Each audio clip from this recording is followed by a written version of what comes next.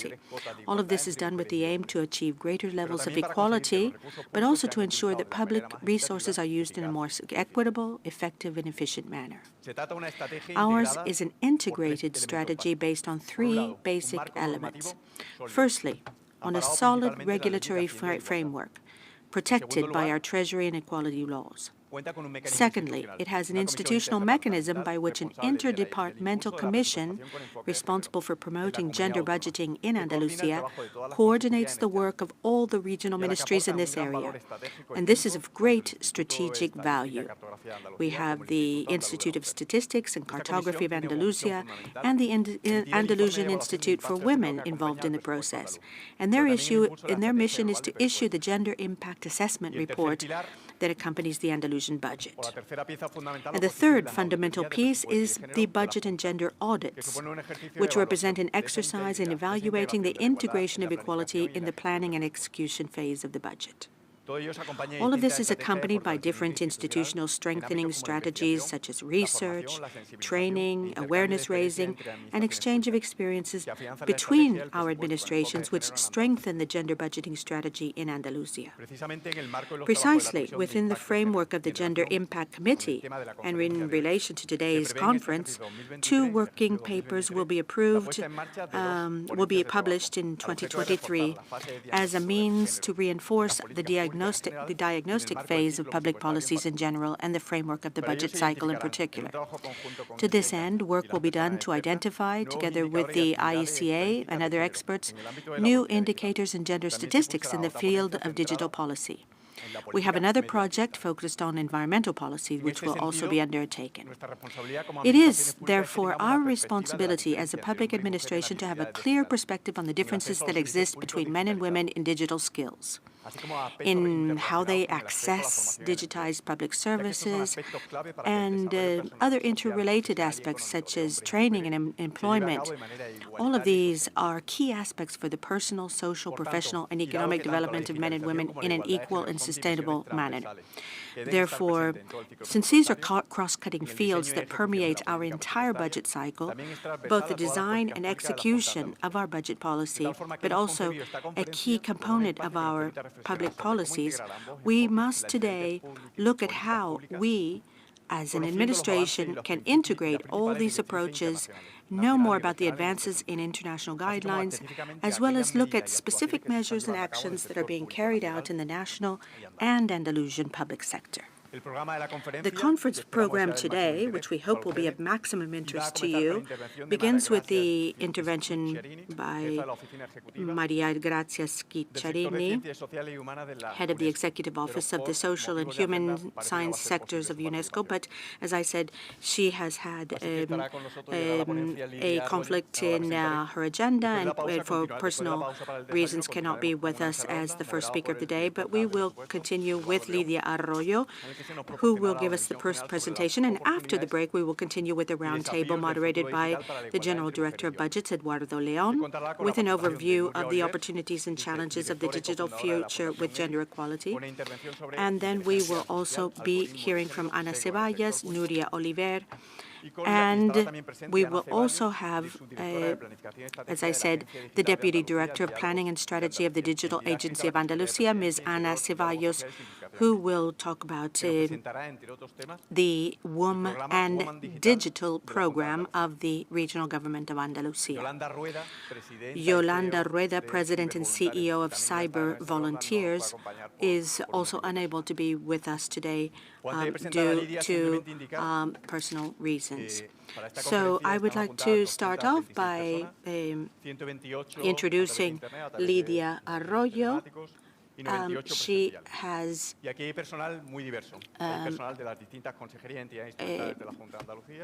key role, and we have other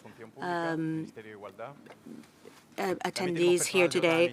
We have people here from all of Castilla León, from Extremadura, from our local administration, from different provinces, Córdoba, Sevilla, Granada, as well as many different towns and villages.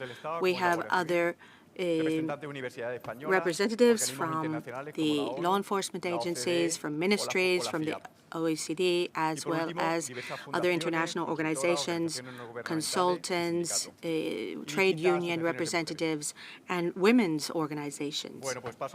So I would like to now spend a few moments introducing Lidia. She is a sociologist, and she has degree in communications, and from the University Obert de Catalunya. She is the project leader for the Excellence Program for Research and Development and Innovation, and has coordinated the transnational research for the digital society, and has participated as a researcher in many different European projects. Ms. Arroyo is the main researcher for budgets for the open data and the occupational segregation for COVID-19 research project, and is looking at the digital skill sets in equal opportunities in Spain and the European Union. For the Alternatives Foundation, she has published numerous articles and books on the labor market and equality-related issues, as well as women in digitization and the algorithms that are involved. And she has a number of very important publications on these topics, and as well as others. So it's a pleasure to welcome you here with us today. Lydia.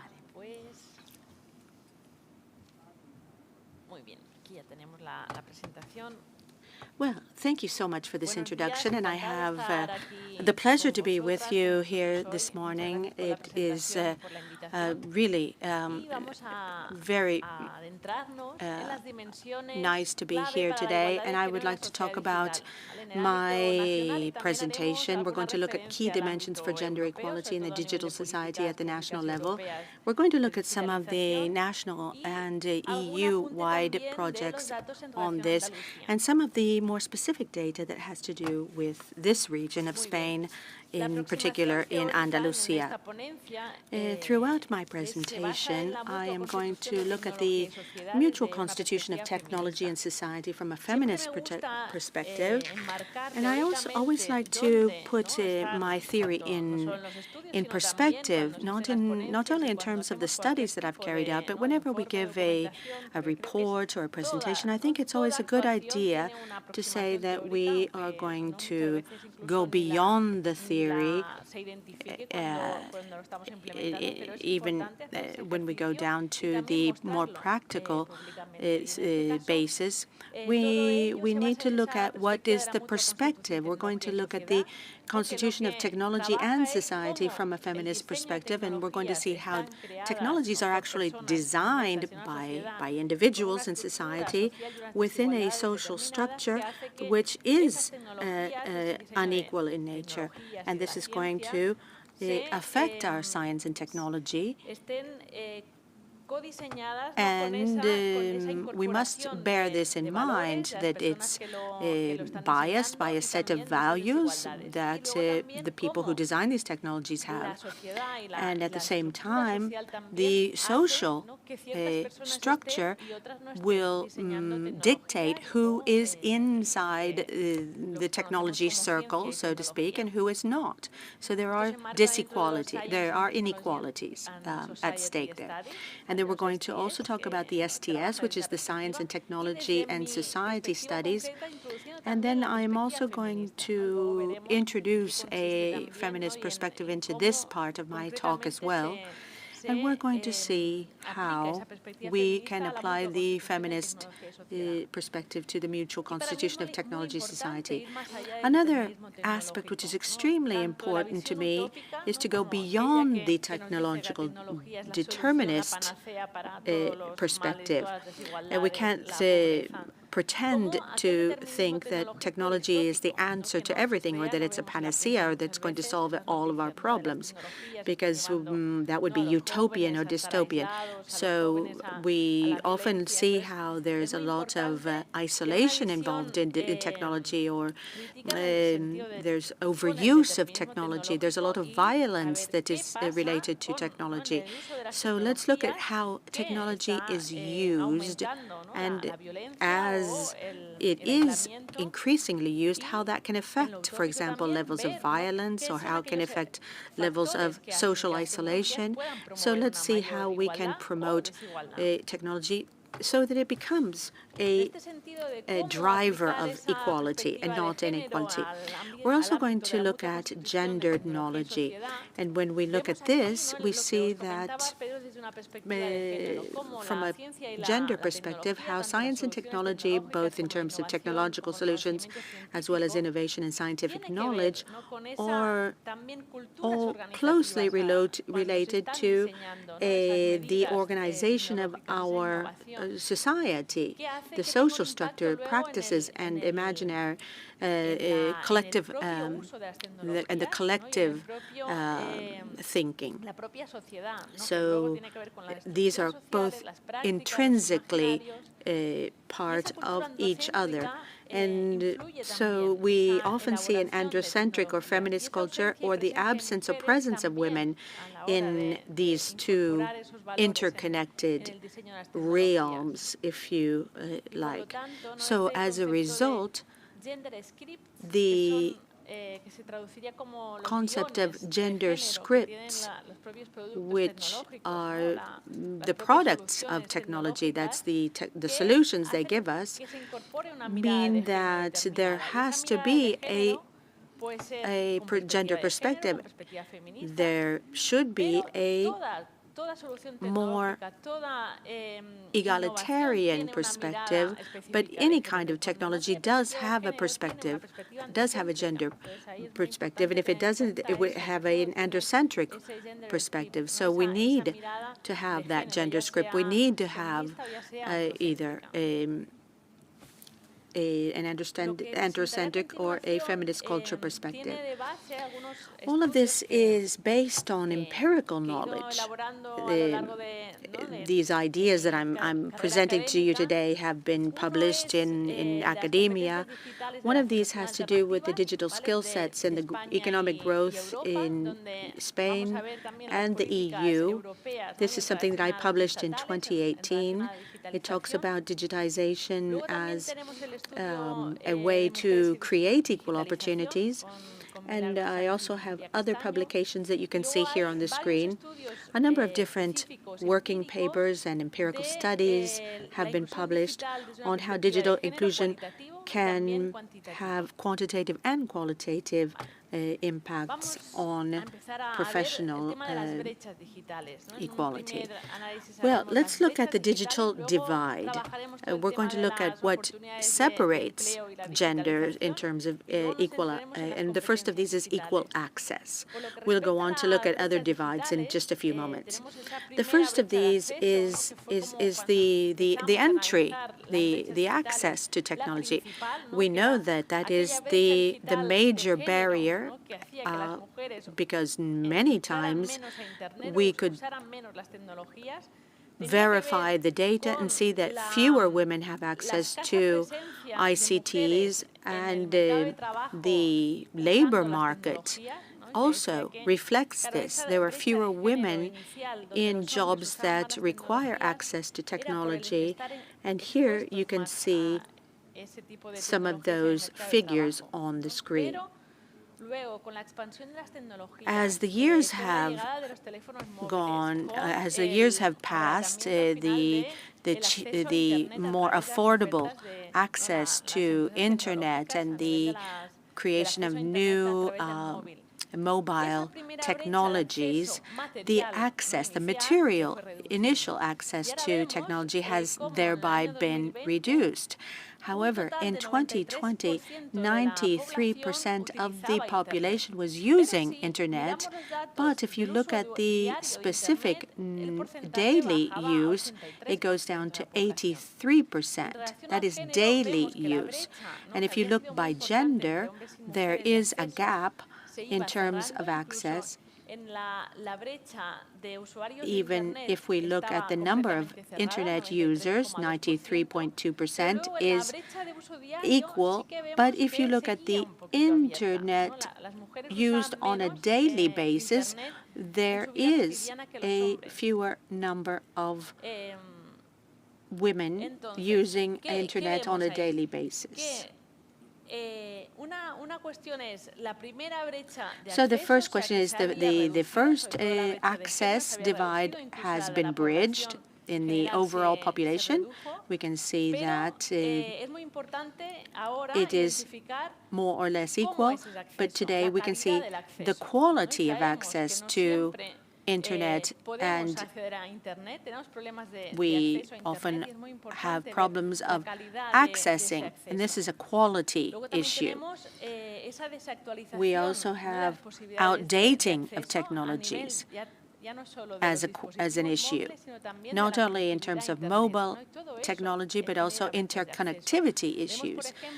Just to give you an example of this, look at how important it is to consider urban and rural areas, the divide. And we know that in Andalusia, a lot of investment is being made in order to bridge the gap between urban and rural areas and the technologies available to citizens in each of these areas.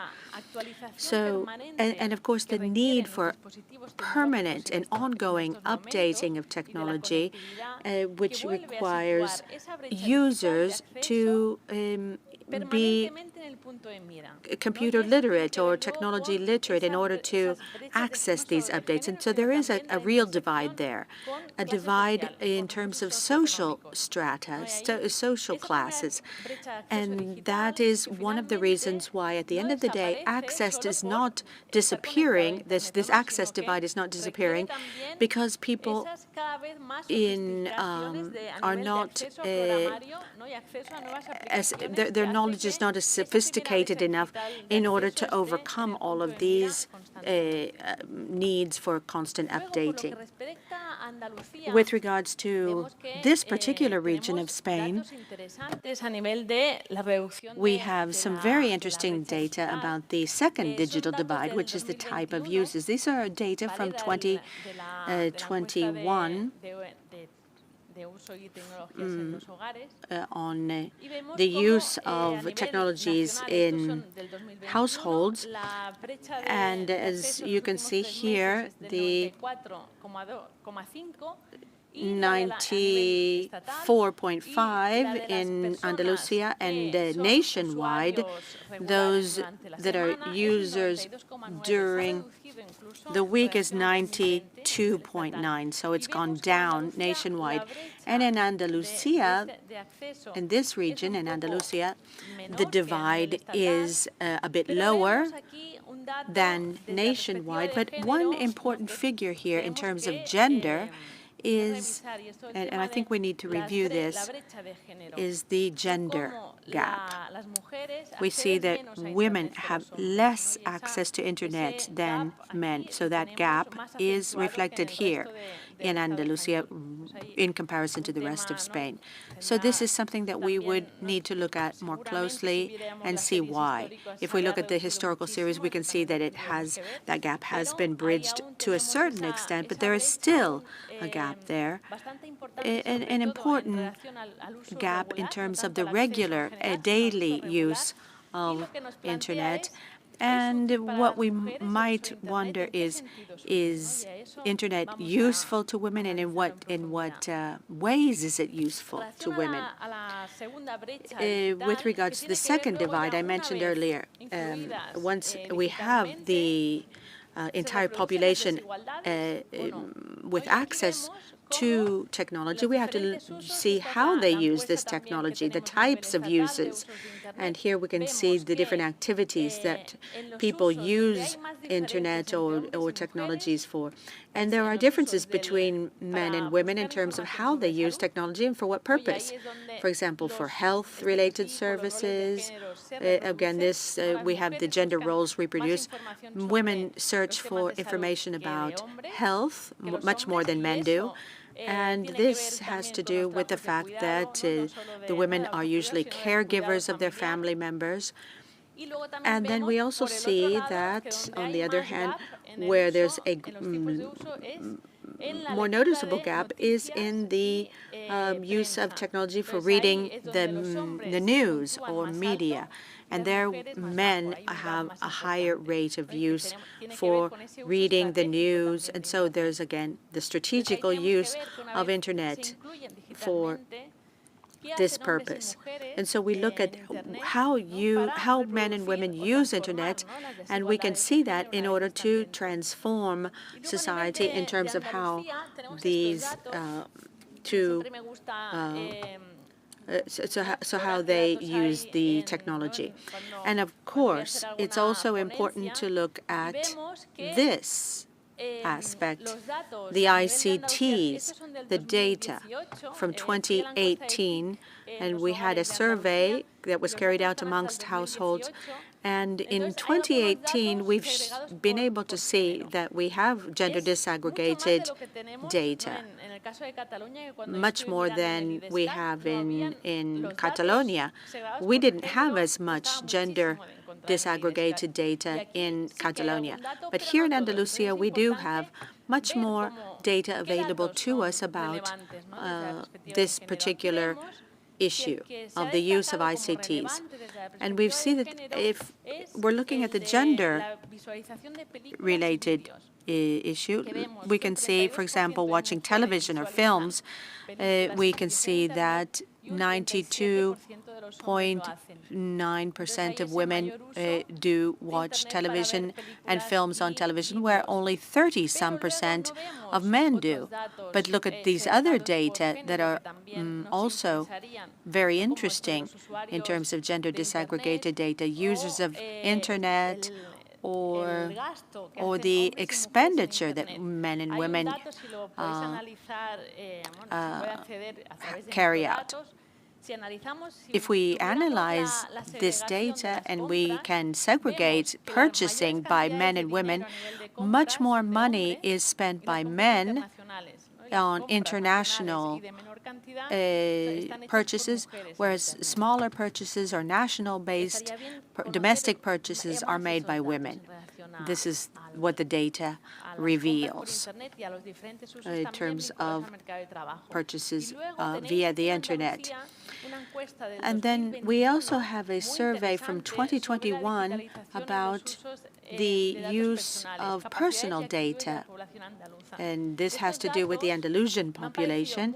And I thought this was a very interesting piece of data because this is something that we don't find in the nationwide survey, because the nationwide survey on technology does ask a few questions about, not so much about the digital divide, but about the use and the types of uses of the technology, but it doesn't get very much into detail, whereas this particular survey does. It was done by the Andalusian Institute for Statistics, and it gives us very interesting figures.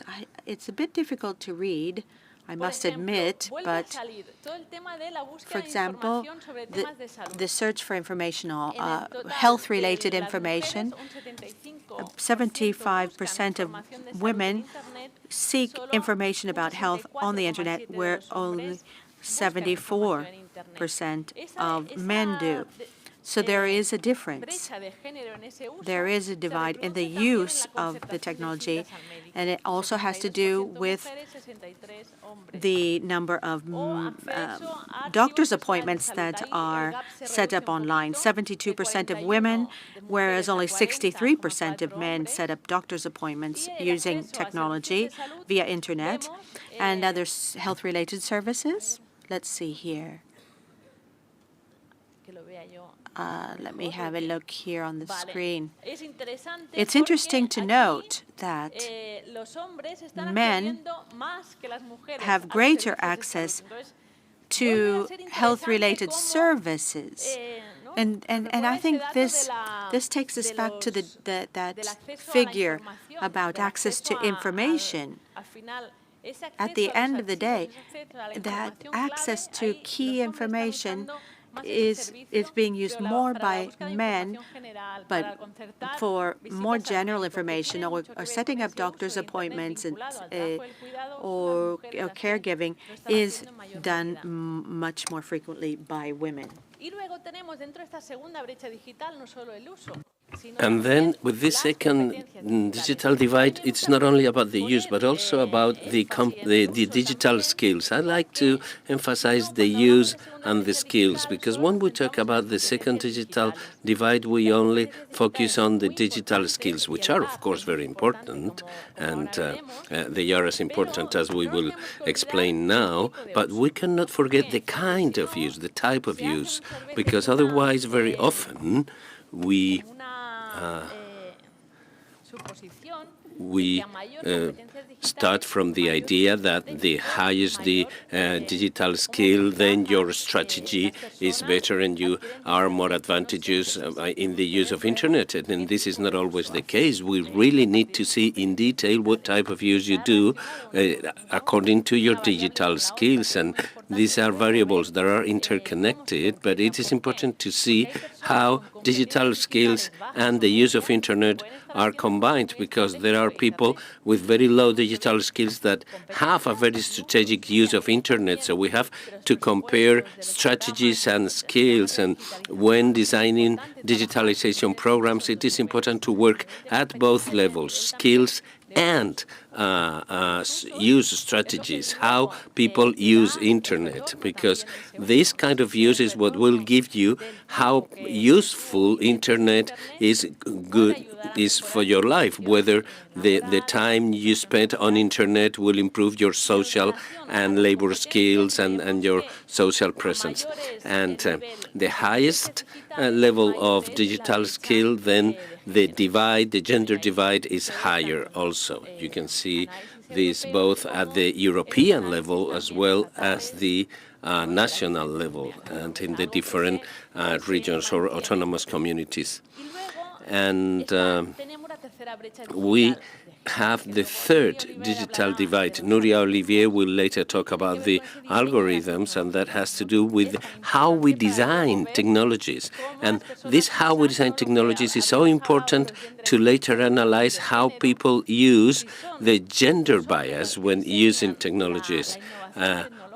Whether how technology innovation is developed from the mutual constitution, the values, the vision of the world that people who design technologies have, and the content and how the content is used linked to these technologies will also have embedded the rules of engagement with the society. The values that people use in their daily life will be transferred to their design of the new technologies. And this graph on the screen is about the gender divide of how teams are made up when designing technology. This is about softwares that are designed for statistics and digital platforms and so on and so forth. And we see that whenever we have only the light green color, these are teams made up only of men. And when we have some blue lines, there is a mixed men and women, and only that very thin layer on the top in blue is just for women. So technology is designed mostly by men. Why have I chosen these statistics about software designs? Because it is self-explanatory. There is a very important current in the theory of free software that say that the fact that they are free software are not free from gender bias. You see that there is the influence of market norms, inequalities, hierarchies, capitalism, values, and those free software, apparently we think that it's more out of horizontal, more cooperative work, and therefore this free software should include different values, different set of ways to approach the governance of technology and the relationships among society. But if we see that these free software are designed mostly by men and men alone in an 80% of teams made up of only men, then the share of women, the participation of women, not only in the design of this free software, but then in the use of those software, this is something that can be seen in the blockchain technologies or the Wikipedia, in which there are very few women actively working on that. We see that the values, the rules, have to do with the tradition of the male overwhelming presence in the public area, in the public arena, in the public space, and that women are again in the backseat of that vehicle. So what are the consequences of these inequalities when we're talking about designing new technologies with this very scarcity of women studying engineering, this lack of women working in technology businesses, whether they are free software companies or the traditional, more commercial-oriented companies? We see that inequality in working conditions, something that has to do with vertical segregation or the lack of women at the decision-making positions, the precarity in labor, this sexual division of work, very linked with the full availability for work in the that it doesn't have to do much with the conciliation of work, private and work life, but rather with the way we understand technology and internet. It is it's not just that the use of women of internet is mostly for healthcare services. This is not just something that is limited to women with a low level of education, but also women with a high level of education will use internet more for care-related services. So finally, that sexual division of labor expels women from the systems of innovation, research, and technology. So once women are expelled, many of them just moved to different sectors that offer better labor conditions or better compatibility or conciliation of family and work life that are not as demanding in time and devotion, or they are expelled from the system because women that still remain in the research and development of technology remain working in that system, but never in the key positions, in the decision-making positions, and they never have the final word when deciding what are the key elements in the design of solutions, both scientific and technological solutions. So what does that imply?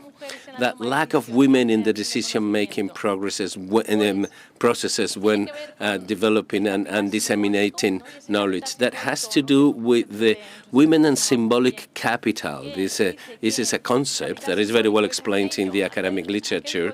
The symbolic capital is the ability, the power to create reality, to create new concepts, new technologies. When we create a new technology, we are creating new mind structures, new knowledge that is considered as part of the way society is organized. And that lack of power by women to create knowledge makes that this new knowledge, these new ideas are androcentric, and without the participation of women and the values women could input in the creation of this new knowledge.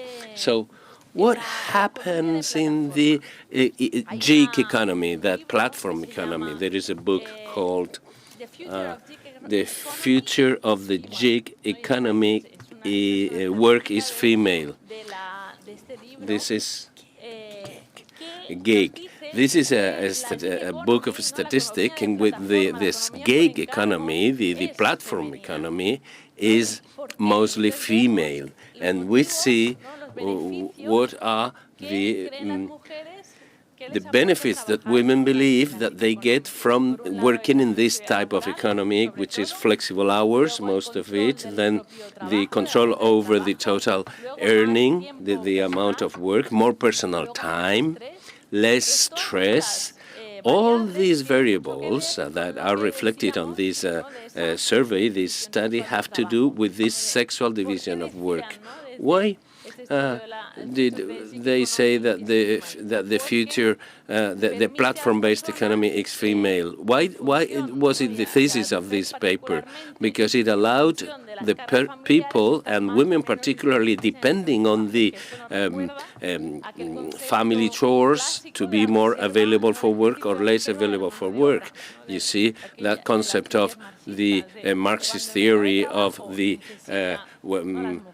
reserve of labor, when the labor market needed these people sitting in the bench, and they are in the bench until the market needs them. And when the market does not need them, they go back to the bench. And from that position, women identify that this kind of economy gives them the flexibility, women, to make it compatible with their private life. But whenever we see that this means that these women are never in the position to design, to make decisions, to be in the power at the cockpit, really, and we see that they are just in a position, in jobs in which they don't have the decision-making power. And even women with a high level of training and education are completely away from the central positions, and they work as freelancers. We see that in the journalism or even at the university research departments. We see many people that are not part of the central structures of the research departments of universities, and that will not open new access for them to the power positions, to the positions in which we create knowledge. What happens with the blockchain? At the personal level, with companies, with staff in the blockchain companies, 85% of employees are men, of all the staff. But if we see executive staff, it goes up to 93%, 92.9%, and only 7.1% of women are part of the executive staff team. So these companies, these blockchain companies, are created under the rule that those so-called equal, that come from the 19th century idea of equal men decide on the democratic principles, but with a lack of presence of women. So that equality, which was a very nice ideal of the 19th century, is in reality inequality. And how this have translated into the public policies, and how the public policies are facing those challenges. When we refer to labor market, we see that the reality of the daily life of working people, there is a lot of study of the impact of digitalization, both in the creation or destruction of employment, the new ways, the new forms of organization of work, the impact of the relationships in the working place, the conciliation between work and private life, and in the skills required for the new labor markets. As regards the digital skills and economic challenges, we see that digital skills have been key and are progressively considered as key skills, so that all citizens, at least in the European scope, all citizens must acquire those digital skills, and it was those economic and social challenges of the future economy will necessarily require that everybody, every individual, should acquire that digital skill before the economic crisis and after the economic crisis. We're talking about the ideas of pre-pandemic situation and post-pandemic situation. At the beginning of the 20th century, when these digital inclusion policies started, I believe she referred to 21st century, that we see that a first digital divide access in the digital literacy, and those programs insisted a lot here in Andalusia and in many other regions of the digital centers where people could go to and get trained. And when we see all the European digitalization frameworks linked, even today, we see all these digitalization inclusion programs. These come from the idea that for the groups that are more affected by the digital divide have fewer job opportunities, and we see here women as a group that is particularly affected by the digital divide.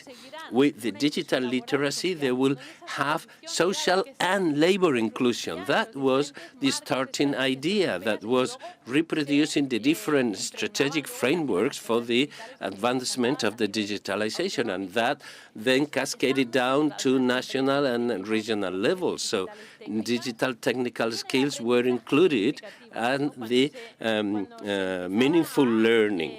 When we started to develop in the digital inclusion programs this meaningful learning, so that the learning should be useful, meaningful for people, that people would learn how to use internet and other digital skills. So whenever we didn't have that gender perspective, that meaningful learning would give way to gender stereotypes. And this is why we see that huge differences in the use of internet by men and women. We want to motivate men to use internet, and in order to do that, what we used to do with that meaningful learning, but projected with the gender stereotypes. We have men watching football news. You see the stereotypes that come from the androcentric perspective, and many men would become motivated with this kind of orientation, with always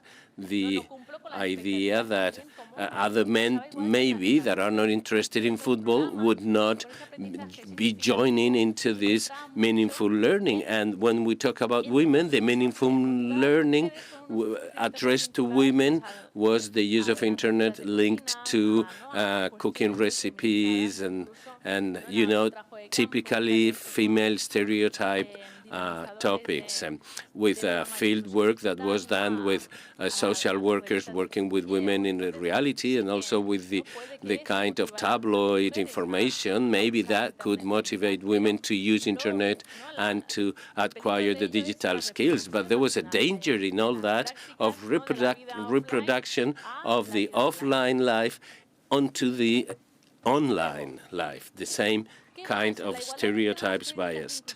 What happened? The gender equality and public policies for digital inclusion. What happened from the gender perspective? The women have become specific targets of digital inclusion programs at a local level. In Catalonia, we call it the gender department at the town councils, and there are many programs for women and digitalizations, but they are considered as a more disadvantaged group, like the elderly, the young people at risk, the people with disabilities. But women are half of the population, so we have to see that intersectional perspective in all the different aspects of life.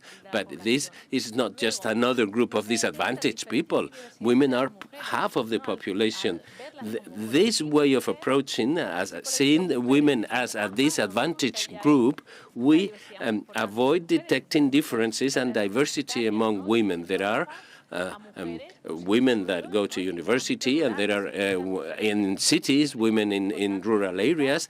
Women are not all the same. There are many differences and a high level of diversity between women, so we cannot just put them as one group with the same problems. And then We do not consider the intersection of all these different sources of inequality, the origin, the place of where they live, cities or rural areas, etc. What happened with the digital inclusion policies?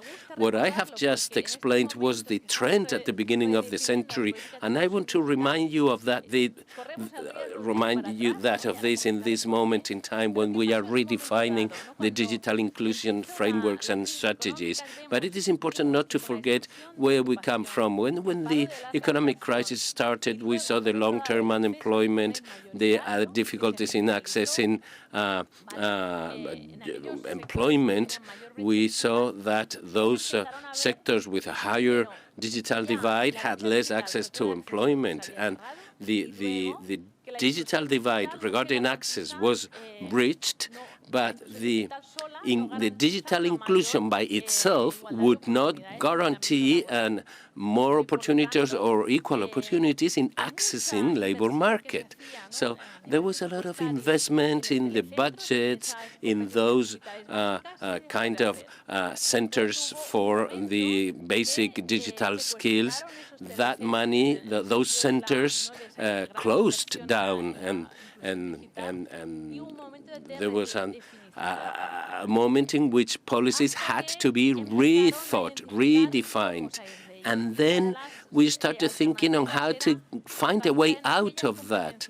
And it was necessary to focus on the necessary skills for labor markets. So digital skill was not enough. We needed to work on different labor social skills, very often also literacy, not only the digital literacy, but literacy at large, improvement of linguistics skills in general, and that redefinition, redesigning of the public policies regarding the digital sphere. We saw that the evolution was from that initial optimisms of policies and regarding how the digital inclusion was going to produce by itself a higher level of equality. We went down to a period in which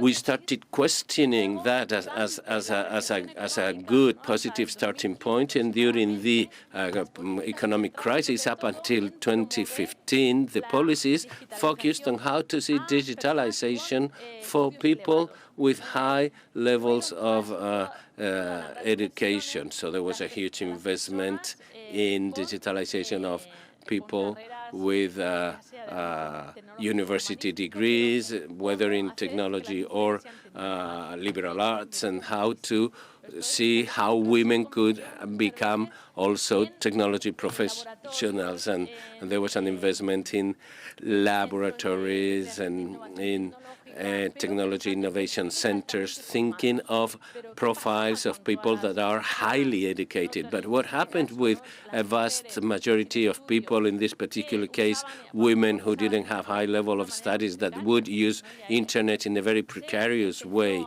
And then we, or the whole system, started to think of internet and digital skills linked to labor market. From 26 to the pre-COVID period, we started to see how to identify digital skills linked to the labor market. What was the local labor market demands that required specific digital skills oriented, focused on the local needs, on top of all those other digital skills that go beyond the digital needs. And then we stopped talking about that that idea that we had at the beginning, that just with the digital skills we would achieve a more level of equality.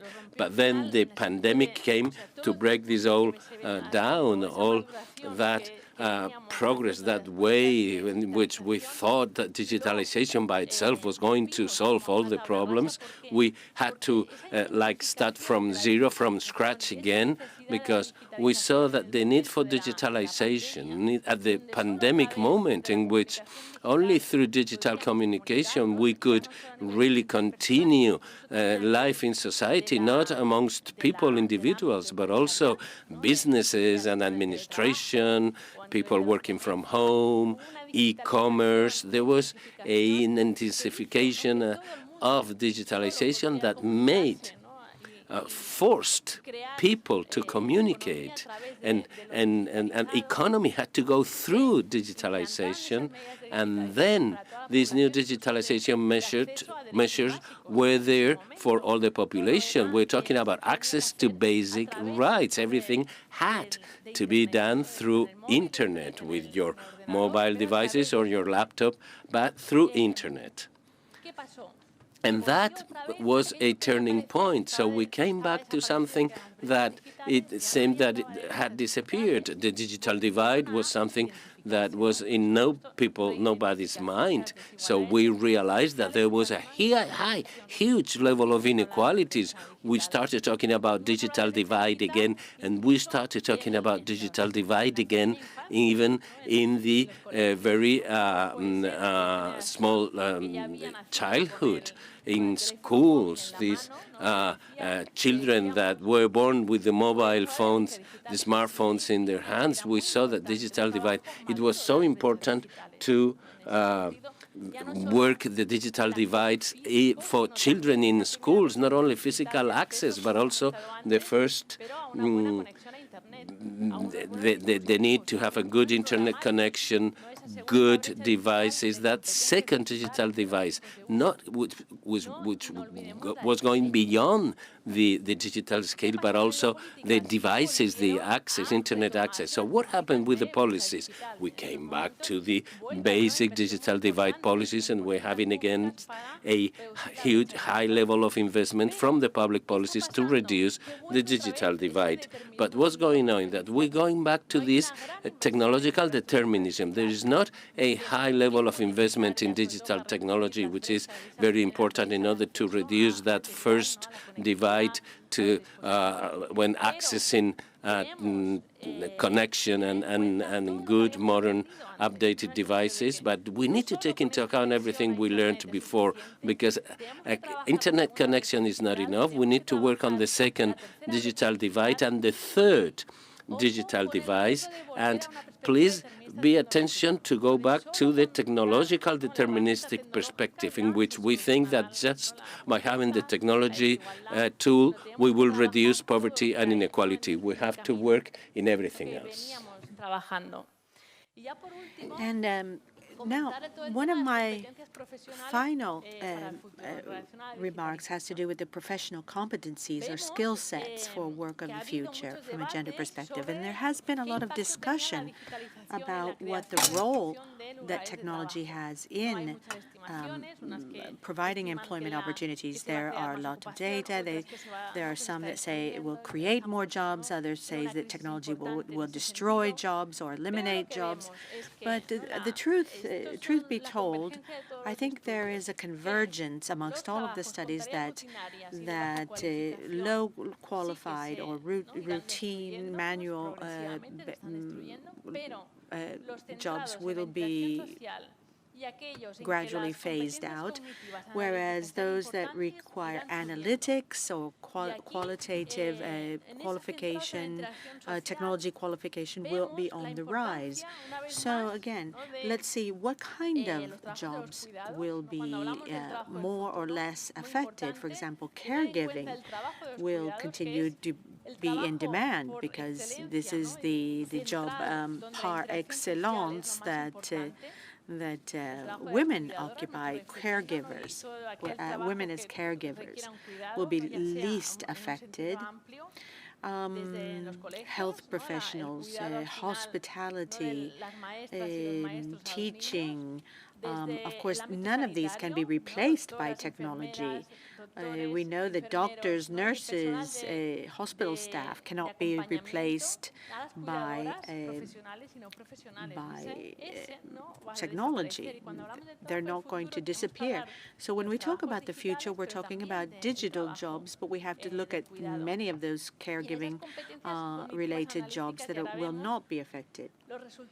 So the results that we got from the study that we carried out on an international lodge about the digital competencies or skills for the future reveal that these go hand in hand with the other skills such as collaboration and communication. So it's not technology on its own. Technology is necessary, but it's not enough. You also need communication, collaboration, flexibility, problem solving. All of these are equally important. And I think that's important to stress because there's a knowledge base that has to be there before the technology is used. And here are some of the soft skills that that I've taken from a study that was carried out by IBM. And these are the skills that they feel that executives will need for the future. And the highest of these is to be flexible and be able to adapt to change. And then anything that has to do with time management skills and ability to prioritize is also extremely important. They also feel that you need to be a good team worker, as well as be able to have very high communication capabilities in the business context. And then we have capacity for innovation and creativity at number 7 and ethics and integrity at number 8. So really this international based study, not only restricted to the European region, I think is very, very important if we relate it to another project that is an EU project, the resilient EU countries, 7 EU countries with 366 participants from 11 regions, most of these from the Mediterranean basin, including France, Spain, Slovenia, Albania, and Croatia. And what we saw in this study is that not only are analytical skills important, because they provide a strategic view in order to foster social innovation, that is absolutely crucial, but also you have to have in-depth knowledge of the organization, that is the internal organization, the values and the functional mechanisms and what makes the organization tick, and at the same time have that external knowledge, that is be able to identify new challenges and need and to design an effective solution to address those challenges and needs. So you need to be able to say, okay, our citizens, our population needs this. How can I design this so that it really can solve their problems? So you need to know both. And if you have those dual competencies, you will be set for the new digital society. So you need that hybrid, that combination, that hybrid profile that includes both experience, education, social science, humanities, and technological and engineering backgrounds. So that way you can come up with the best social digital solution.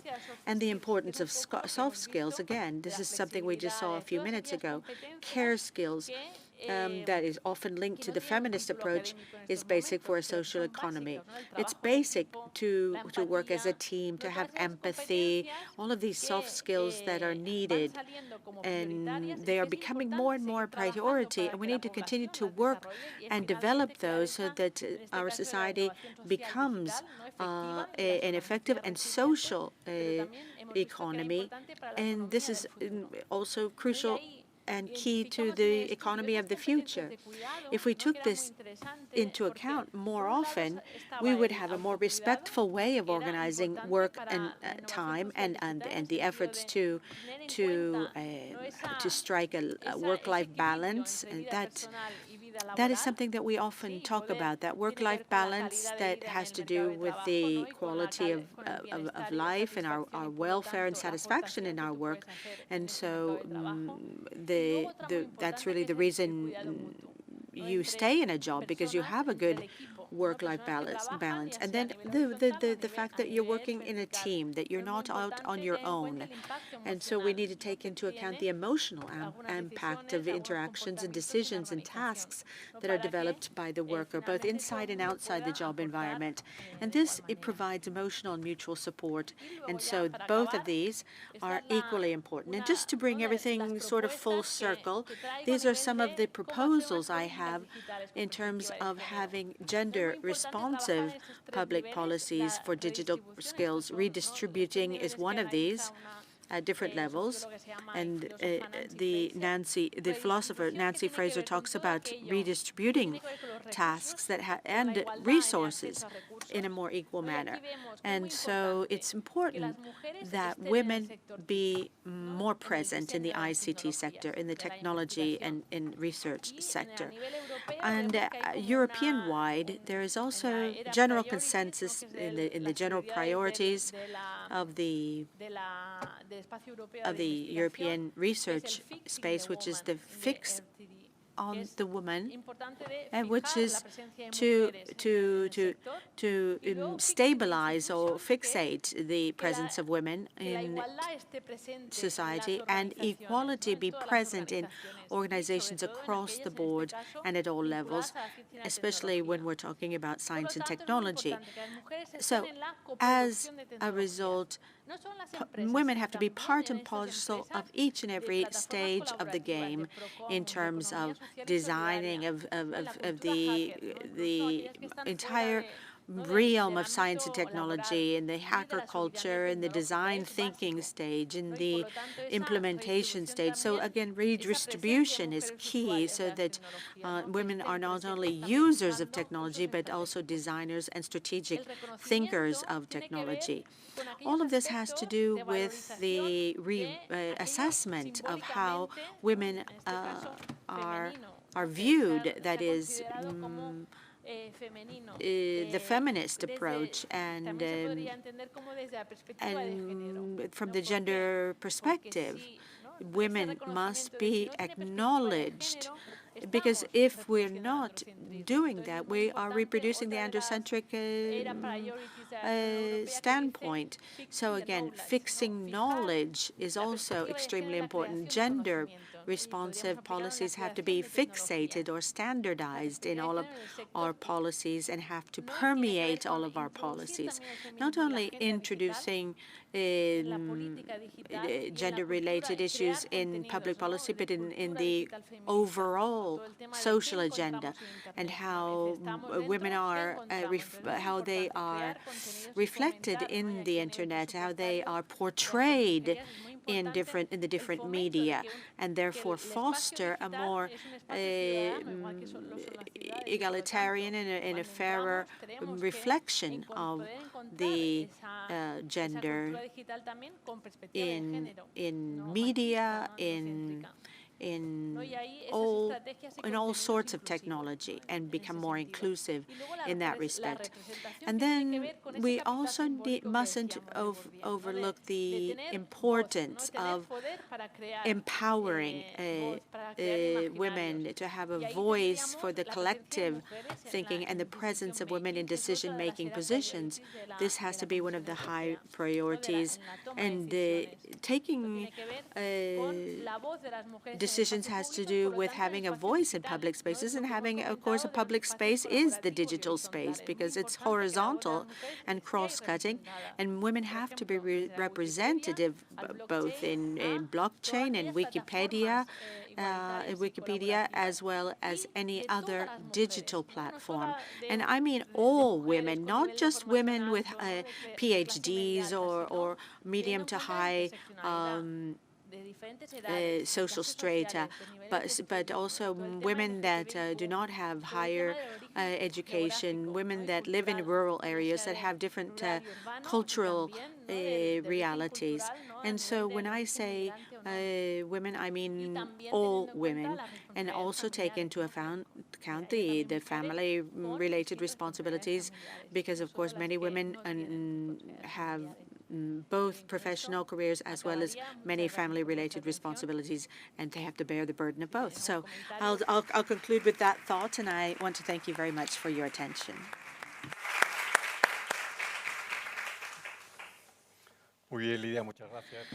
Very, very good. Thank you, Lydia, for that presentation. I wanted to ask you something about the elderly women. And sometimes elderly women have even greater difficulties in bridging that digital gap. Is that something that is being addressed by administration? Is there any way we could foster bridging that gap? Well, the use of technologies by elderly women has a lot to do with that factor we talked about just a few minutes ago. That is, they're not active on the labor market. They don't have access to the technology that is available at jobs, whereas men have a greater facility, not only because they have greater access to technology, but also they're more present in the labor market and have greater access to more mechanical-based or technology-based devices. So they have a greater sense of security and confidence in using technology. So that's, I think, part of the digital divide there. So there's that part, and then there's another part that has to do with not only the knowledge of how to use a laptop or a mobile phone, but the confidence and self-esteem and security. So in all of the digital skill building that we do with women has to do with working on that aspect, on their feeling confident in using technologies, of becoming more familiar and having greater security in themselves, and then developing the higher technological skill building competencies. But first, the self-esteem, self-image, confidence, self-confidence, those are all equally important, especially amongst elderly women. I don't know if there are any questions from the floor at this point. De fuera tampoco. We don't have any questions yet.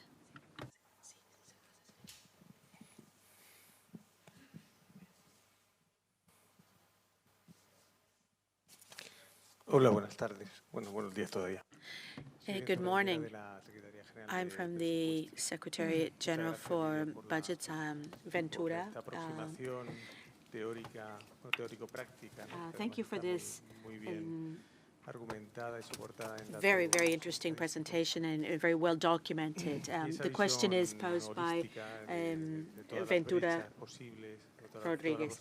I wanted to talk about the digital divide you mentioned.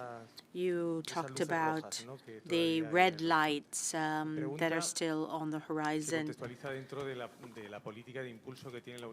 I wanted to ask you about the drivers of the EU towards a more digital society and the mechanisms for the Recovery and Resiliency Instrument, which is, we know, that 20% of the entire global amount, we are at 7 billion is a lot of money. A lot of this is going to go to digital skill building. So as an administration, we are going to be focusing on creating digital skills amongst everyone in society, and we're going to foster businesses in terms of becoming more digitized and in being on the internet.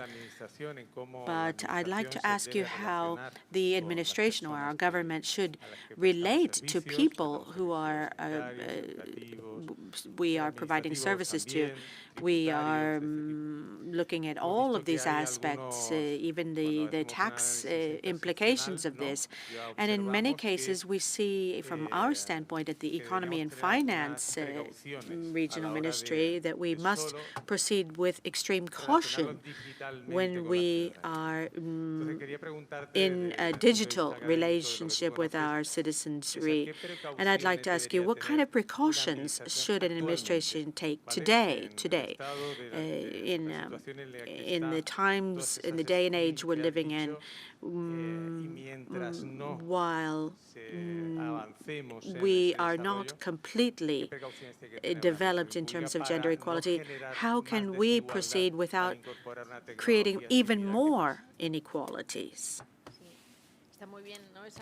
That's a very good question, actually, and it's a general concern, because as you said, there's a huge investment being made in designing new technologies, and the administrations are going to be using these technologies, and of course they have to be user-friendly technologies, and not making them adaptable to all kinds of individuals, and of course people with disabilities or all kinds of disabilities, so that that technology can be adapted to their disability, and of course the usability of programs, because we know that e-administration programs are very often too difficult to use.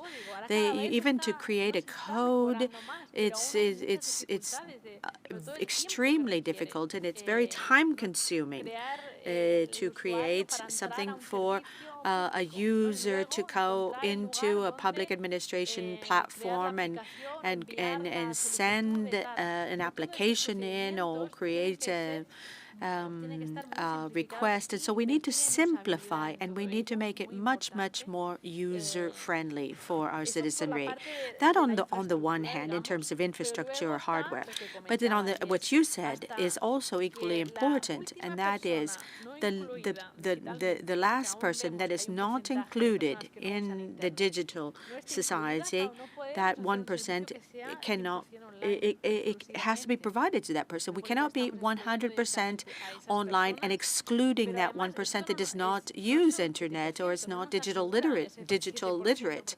Oh, I'm not talking about 1%. It's much more than that. We're talking about people that use internet, but they may use internet on a daily basis, but just to use WhatsApp or send WhatsApp text messages or have a look at Facebook, but they have no idea about how to search for an internet page or a web page, or to send in personal details about an administrative process. So again, we have to look very closely at how the digital divide for access is bridged, not only if you're digitally literate, but also if you are capable of having access to hardware or the literacy needed to do this administrative exercise online. And then we also need to look at digital literacy in terms of people that not only don't have the knowledge, but others that don't have the time, because very often these exercises in administrative processes or procedures are extremely time-consuming and requires a skill set, require training, and people oftentimes don't have the time to take part in those training programs. So if you want to digitize 100%, there has to be a transitional period, a phasing in of it. And until we improve on accessibility so that even those people that only know how to send text messages or look at content on internet are capable of using internet for more practical purposes, we cannot be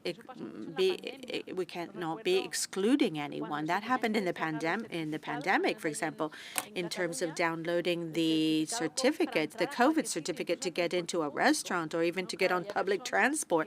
There were people that did not know how to download their vaccination certificate, and so they were being denied their right to get on a public bus or on the metro just because they didn't have the digital literacy to download this certificate.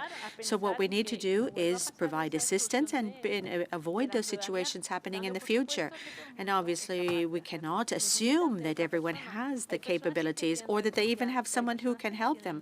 There are people that don't have anyone that is young enough or well-trained enough to show them how to use technology. So we cannot be exclusive in that regard. Thank you very much for that answer.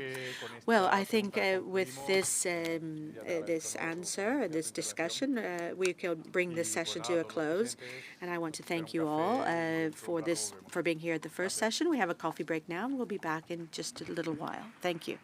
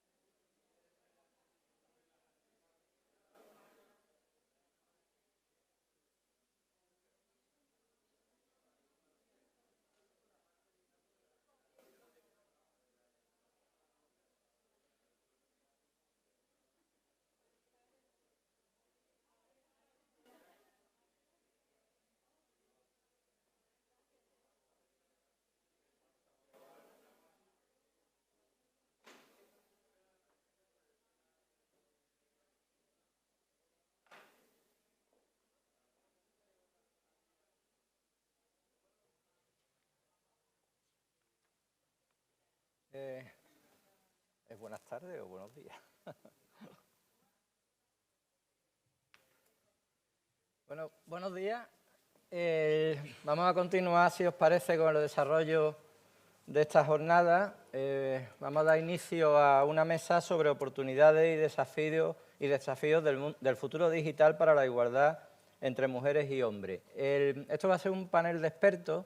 Como sabéis, hemos tenido algunas incidencias en el desarrollo de los ponentes y alguna baja, por lo cual, en concreto, bueno, pues Lidia Arroyo pues ya ha tenido la oportunidad de darnos la ponencia que quería comentar y bueno, por lo tanto, se adelgaza de alguna manera la composición de esta mesa, que también en relación con el programa inicial, pues tenemos que disculpar a Yolanda Rueda, que básicamente, bueno, iba a aportar por la Fundación Cibervoluntario una idea sobre la perspectiva del tercer sector, ¿no? De esta forma, digamos, la mesa la van a componer, por una parte, Nuria Oliver, que va a actuar a través de videoconferencia y, bueno, va a dar también la visión, digamos, del mundo de la empresa y de la investigación y de algunos aspectos ahora desarrollaré en su currículum. Y por otra parte, pues también contaremos con Ana Ceballos, que muchos la conocéis aquí porque forma parte de la Junta de Andalucía, subdirectora de la Agencia Digital de Andalucía, que va a estar presencialmente con nosotros. El desarrollo de la mesa va a ser similar un poco a otras anteriores, de otras jornadas, y previamente va a haber una ponencia, después pasaremos a preguntas, digamos, al ponente y después posteriormente de la misma manera con el segundo ponente. Bueno, yo creo que nos hemos hecho ya una idea muy importante con el desarrollo previamente por Lidia expuesto. Como sabéis, nosotros hay que analizar el mundo, digamos, de la igualdad de oportunidades en materia digital entre hombres y mujeres de diversas perspectivas. Como hemos visto en la anterior ponencia, no es igual analizarlo desde el punto de vista de la utilización de las tecnologías, de Internet, por parte de usuarios finales, donde la verdad es que, bueno, hemos visto un avance sustancial y enorme. Han sido muy gratas las cifras estadísticas que se han colocado, aunque es verdad que la utilización es diversa. Hablábamos de más en la economía de los cuidados que en otro por parte de las mujeres en relación con los hombres y a la inversa en otro tipo de actuaciones, pero en general la utilización está siendo masiva y de alguna forma alcanzando un poco el equilibrio. También es verdad que hay otra visión muy diferente desde el punto de vista de las empresas de desarrollo de software, desde el punto de vista de los ejecutivos de las propias empresas. Tenemos una visión que ahora se nos trasladará desde el punto de vista de la administración y eso ha de componer la visión final de lo que es las tecnologías de la información y la utilización de las tecnologías de información en clave de la búsqueda de esa igualdad de oportunidades entre hombres y mujeres. Yo creo que para esto contamos además con es un momento clave, como sabéis, los fondos europeos a través de los mecanismos de recuperación y resiliencia, Next Generation, están alcanzando un volumen en el que aproximadamente el 20% pues puede ir, digamos, a transformación digital. Evidentemente eso tiene que cubrir muchísimas áreas, pero entre ellas, digamos, la aproximación también del cierre de estas posibles brechas, pues hay que considerarla también dentro de las diferentes líneas, actuaciones y programas de los mecanismos de recuperación y resiliencia, aunque como sabéis, tristemente las comunidades autónomas tenemos poco que decir en cuanto a la definición de esos programas, salvo ejecutarlos en gran parte, ¿no? Por otra parte, nosotros tenemos una herramienta y es lo que de alguna forma incardina la conexión con todo lo que estamos hablando en la Junta de Andalucía, que es el informe del presupuesto de género de los presupuestos de la Junta de Andalucía. Como sabéis, ahí analizamos mucho los indicadores, objetivos y resultados, y quiera o no, la digitalización es un elemento, y los programas sobre digitalización, y en concreto de la Agencia Digital de Andalucía, tiene también muchos indicadores, programas, etcétera, y objetivos que son en materia de género y que permite, digamos, la búsqueda de esa igualdad de oportunidades entre hombres y mujeres. Yo, sin más, pasamos a presentar a la primera ponente. Como sabéis, lo va a realizar, os ha comentado antes, a través de videoconferencia por Internet. Estamos hablando de Nuria Oliver, es directora tecnológica y cofundadora de la Fundación EGIS de Alicante, ingeniera de telecomunicaciones por la Universidad Politécnica de Madrid, Vice President of the Massachusetts Institute of Technology, co-founder and director of the Elis Alicante Foundation, which is a foundation that has the purpose, the important purpose of being the world reference in research regarding artificial intelligence for and by people. She has 25 years of research experience, which is a very important background. First woman in research and development for Telefonica, and also in Vodafone in data science and patents. And amongst the awards she has been given, she's the only Spanish woman research for the computation machines.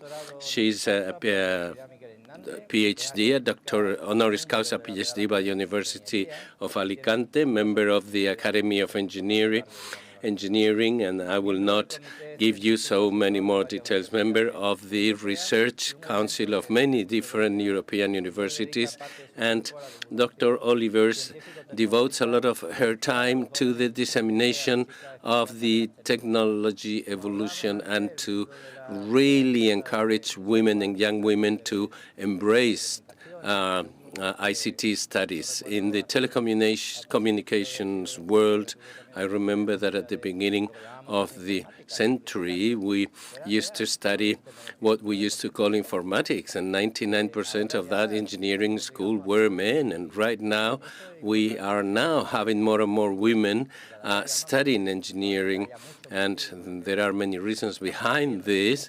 And we think that this evolution is something that will bring a great deal of benefits to the society. And Nuria will give us the business's perspective and how she sees the future for the bridging of the gap and the equal opportunities for women regarding the evolution of technologies. Nuria, please go ahead. Thank you very much. It's really a pleasure to be here at this Congress, even if with a video connection. I hope you see my presentation. My presentation is about artificial intelligence and how artificial intelligence really needs more diversity, and particularly gender diversity, but not only gender diversity. And this lack of diversity comes in three dimensions. This discipline does not have a gender diversity. The algorithms of artificial intelligence that we use every day in our smartphones that allow us to find information, identify faces in the pictures, when we see that when the smartphone recognizes our voices, most of these technologies are designed mostly by men, and something that is counterintuitive. There are less and less women who are experts in ICTs and artificial intelligence. And also, there is a lack of diversity in the algorithms themselves. As I will explain then, there is a lack of diversity in the type of organizations that are defining and designing and inventing the future. Let's see each of these dimensions with more detail. Women in artificial intelligence are reflected on these pictures. I invite you to find women in this picture. Unless the robot is a woman, the reality, the hard fact is that there are no women in this sector. We are in a moment in time in history in which we are now having a new industrial revolution that is known as the fourth industrial revolution, that is transforming all ways of life, which is a union between the digital, physical, and biological world, with disciplines like biotechnology, nanotechnology, biotechnology, and quantum computing. And in this context, one of the consequences of these industrial revolutions, as it was the case in the previous industrial revolutions, is a huge transformation of the labor market. There has always been changes in the different profession depending on the different industrial revolutions. For instance, there are professions that existed when my grandmother was young, like those people who would call you to give you a wake-up call at home, or people who was reading out loud in the factory so that the workers were entertained. And there are jobs that didn't exist 20 years ago and that do exist today, like all the jobs regarding social media or smartphones. There was not a cloud, that we only had the physical clouds in the sky. And in the context of the fourth industrial revolution, we know that there will be a net creation of jobs depending on the different estimates. It come to 100 million new jobs, 50 million new jobs with this fourth industrial revolution. But what's important to understand is that these new jobs will be completely different from the type of employment that we used to have. So this is a key priority, that we invest in training and education programs, not only in the compulsory sector, in the compulsory part of education, but also the ongoing training for professionals. If we see what are the most demanded kind of skills in these new jobs, most of them are regarded to artificial intelligence, data analysis, and the key disciplines of the fourth industrial revolution. This is another example from the World Economic Forum, in which we see that the most demanding jobs are linked to artificial intelligence, intelligence. And in this context, where are women? Where are women? Women, this graph shows the percentage of women that are studying at United States colleges or universities in different sectors of specialties. And we see that we had an increase in the percentage of women, but this one, which is in a gray clear line, which has had a decline in the percentage of women on time, which is ICT, where we saw that at the beginning of the 80s, there was almost 40% of women studying this kind of studies, and now we are below 20% of women. This is for the United States, but if we look at statistics in Spain, we see the percentage of women in ICT universities, which is around 12%. And this is not just the universities, but also it is very difficult to find expert women working in big tech companies, in which we see that women in tech positions are below 20% of the whole labor force. And in the technological sector, we have an additional element, which is a high level of rotation, of turnover, of attrition. A high level of percentage of women quit the tech world. Is not because they don't find the necessary conciliation, but the culture is so sexist, so aggressive against women, that women decide to have a career shift and go to work somewhere else in which relationships are more comfortable. That was regarding the big tech companies. If we go back to startups, we see that in 90% of startups, there are no women in their board of directors, no women in leadership positions, less of 3% of start funds with risk capital are not led by women. And even though those startups that are led by women are have more benefits, more profit than those who are led by men. But why is this lack of gender diversity in the tech world in general and the artificial intelligence in particular? And there are different reasons, and I would like to highlight four. First, because of stereotypes regarding who works in this technology, what is the profession about, or how these university studies are taught. If I ask you to close your eyes and imagine of a person who writes software or invents algorithms for artificial intelligence, you won't think of somebody like me. You you will think a guy with glasses in a basement with very low soft skills in front of 4 screens at the same time, eating hamburgers and junk food. This is what films and series and books have taught us. But that is a description that is so far away from reality, but still it is not attractive for many people, and girls do not feel attracted to work on this kind of setting. And we need to work against these stereotypes and how this kind of science is taught. This is something that is being understudied in universities. Some U.S. universities are changing the way they teach ICTs. They don't teach programming just because of the beauty of ICT, but rather in the context of using technologies to solve, to fix social problems. So when we shift the focus onto social applications, to social implementation of the ICTs, then that attracts more women. This also affects the ICTs, which is the gender biases. All of us, men and women, are the victims of a bias, which is the gender bias, that makes us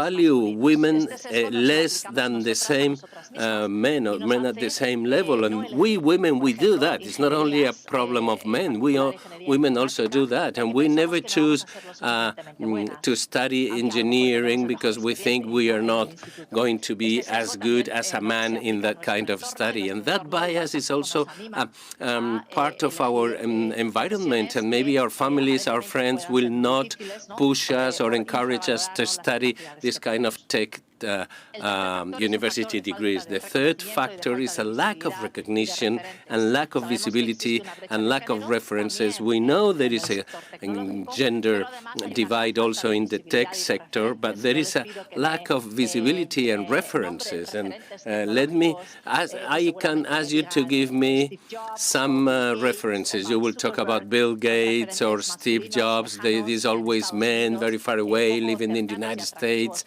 They are not attractive for girls or young women who want to study in our country, in Spain. If we see historically what have been the awards given to technology and science, we see that only 7%, 97% of Nobel Awards in the science area have been given to women, and only 4% of the Nobel Award, the Turing Award, have been given to women. 90% men, 4% women. So this is also the programmer culture. This programmer culture is the intersection of two English words, brother and programmer. Brother not as a fraternal brother, but as a member of a fraternity. In the United States, in the universities, this you can see in the films, these very sexist organizations of students within a campus in a given college or university. This culture of a brotherhood in a fraternity is very aggressive against women, and sometimes it is encouraged to undervalue women, undervalue their skills as good programmers, and this is the culture that makes many women to just decide not to start or even abandon this kind of studies. A lack of diversity in the discipline. The second factor is the lack of diversity in the algorithms, because of the lack of diversity in the subject itself, but also in the algorithms by themselves. What we find is that as we make up new artificial intelligence algorithms that will help us make decisions, for instance, regarding the credit assignments or the choice of universities or medical diagnosis or judiciary situation, these algorithms that have been trained with data, very often these algorithms will replicate patterns of discrimination, prejudices that exist in society. Why do we use algorithms to help us make such an important decisions? And the reason is that humans are not perfect when we make decisions. We just read the news and we see that we make a lot of mistakes. There is corruption, we have friends, we have enemies. Sometimes we are tired, we have unconscious bias, we don't know everything, so the decisions are not always the optimal one. On the contrary, the artificial intelligence algorithms are not susceptible to be corrupted. They are not tired, they don't have friends and enemies, they don't have good and bad days. So in theory, these algorithms would be tools that would help us make more fair and just decisions. But in order to have that ideal potential, we do have to ensure that algorithms are not replicating or even magnifying discrimination patterns that already exist in society, and that algorithms have learned because they are trained from data from the real world. I imagine you know some of the examples, classic examples that started 5 years ago of algorithm discrimination. I wanted to share some examples with you. The case of the systems that face recognition algorithms, in which a few years ago we carried out a very thorough analysis on how good this system worked for commercial systems, off-the-shelf systems like Microsoft or IBM, that they were very good at recognizing faces depending on the gender and the skin color of people, and they would work very well to recognize white men. And maybe the developers that had fed those algorithms with data were white men, but they would not recognize women with dark skin that maybe had never participated in the development of these algorithms, because had they participated in the development of the algorithm, maybe these dark-skinned women would have introduced this possibility for the algorithm to understand that racial bias in an algorithm, that whether you would give a particular health insurance scheme, certain types of patients, a bias in the credit card by Apple that would give higher levels of credit to men than to women. Maybe you heard about the gender bias in the Amazon algorithms to recruit people, and these algorithms are used to filter and recruit based on the resumes, and the algorithms had learned that for tech positions, the majority or the best candidates would be men and not women, and the algorithm would never recruit a woman. Or the Facebook ads that are now under a possible judiciary process because these algorithms are discriminating because of age and gender, showing ads of professions that can be considered male professions, like males in the tech sectors, for men and not for women, with this huge gender bias. In our Ellis Foundation in Alicante, we have identified and studied racial bias in those filters that we use in the social media. Every filter, every picture is improves the quality of the face, of the beauty of the pictures according to the beauty canons that have been defined by these artificial intelligence algorithms. And we have recently presented a study, evidence-based, in which these algorithms do not reproduce the diversity of beauty and diversity of faces, but rather have embedded a racial bias encoded. So this, depending on the race, everybody will become of a fairer skin independently of the race. Any person from any race will become clearer, and white people will become clearer also. The artificial intelligence algorithms also, when we look for images, if we ask the algorithm to look for a chief executive officer. The pictures that will appear are people, men of a certain age, dressed in a certain way. If we ask for women or people cleaning, what we get is pictures of women. So this kind of language of this artificial intelligence that generates text, one of the most popular is ChatGPT, and we see that they also have gender bias, and people have been trying to mitigate recently this kind of bias, but that are potentially very concerning.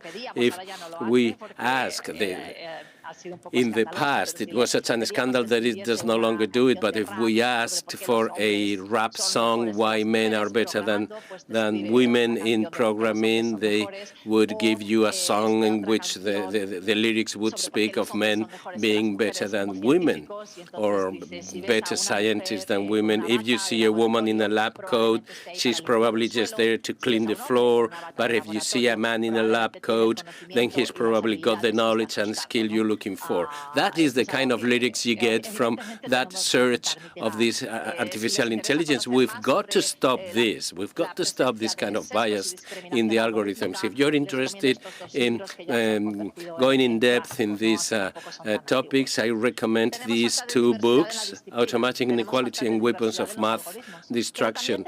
We have lack of diversity in the subjects, in the algorithms, but also in the organizations that are inventing these algorithms. The artificial intelligence as a subject, as a discipline, is in a moment, in a research. So the knowledge frontier is now being defined by an oligopoly of tech companies from the United States and China. Research is not led by public and institutions and universities. If we see one of the most important congress in the world about artificial intelligence with 14,000 attendees, we see the composition in the congress in 2019. Which institution had the highest level of scientific literature? It was not a big university in the United States, but rather Google, with the second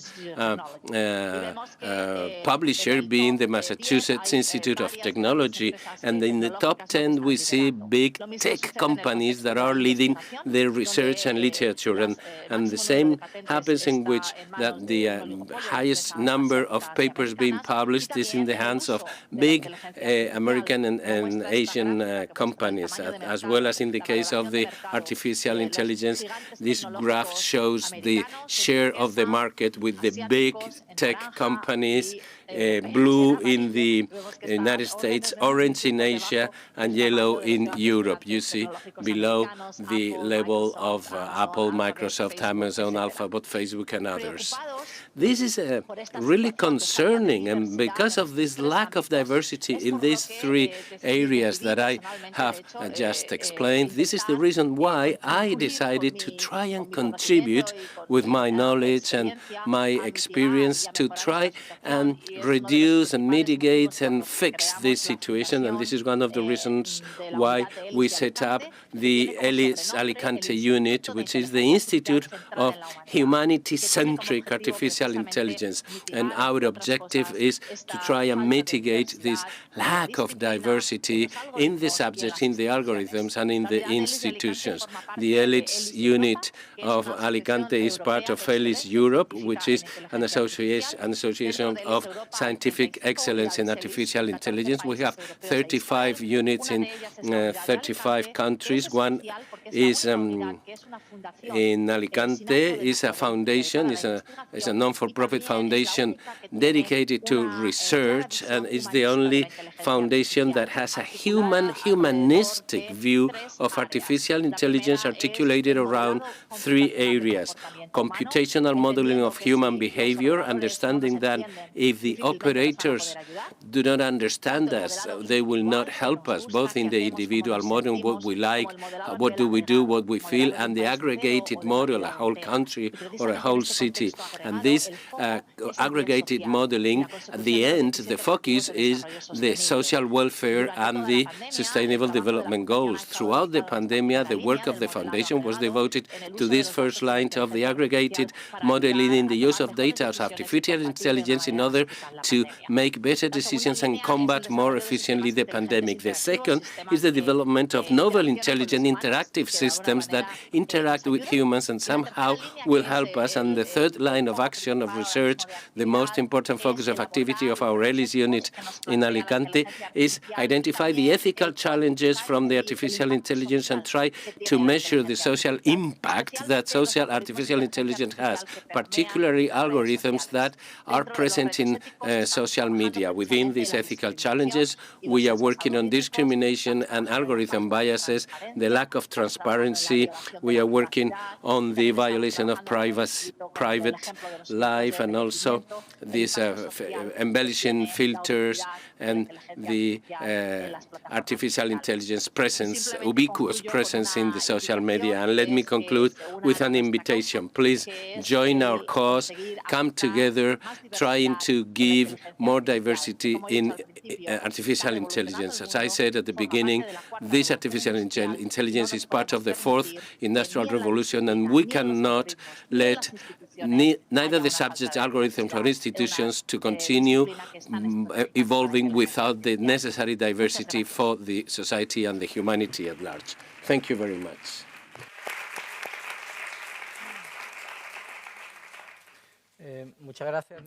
Thank you, Nuria. If there are any questions from the floor, please feel free to pose your questions now. I think we saw someone.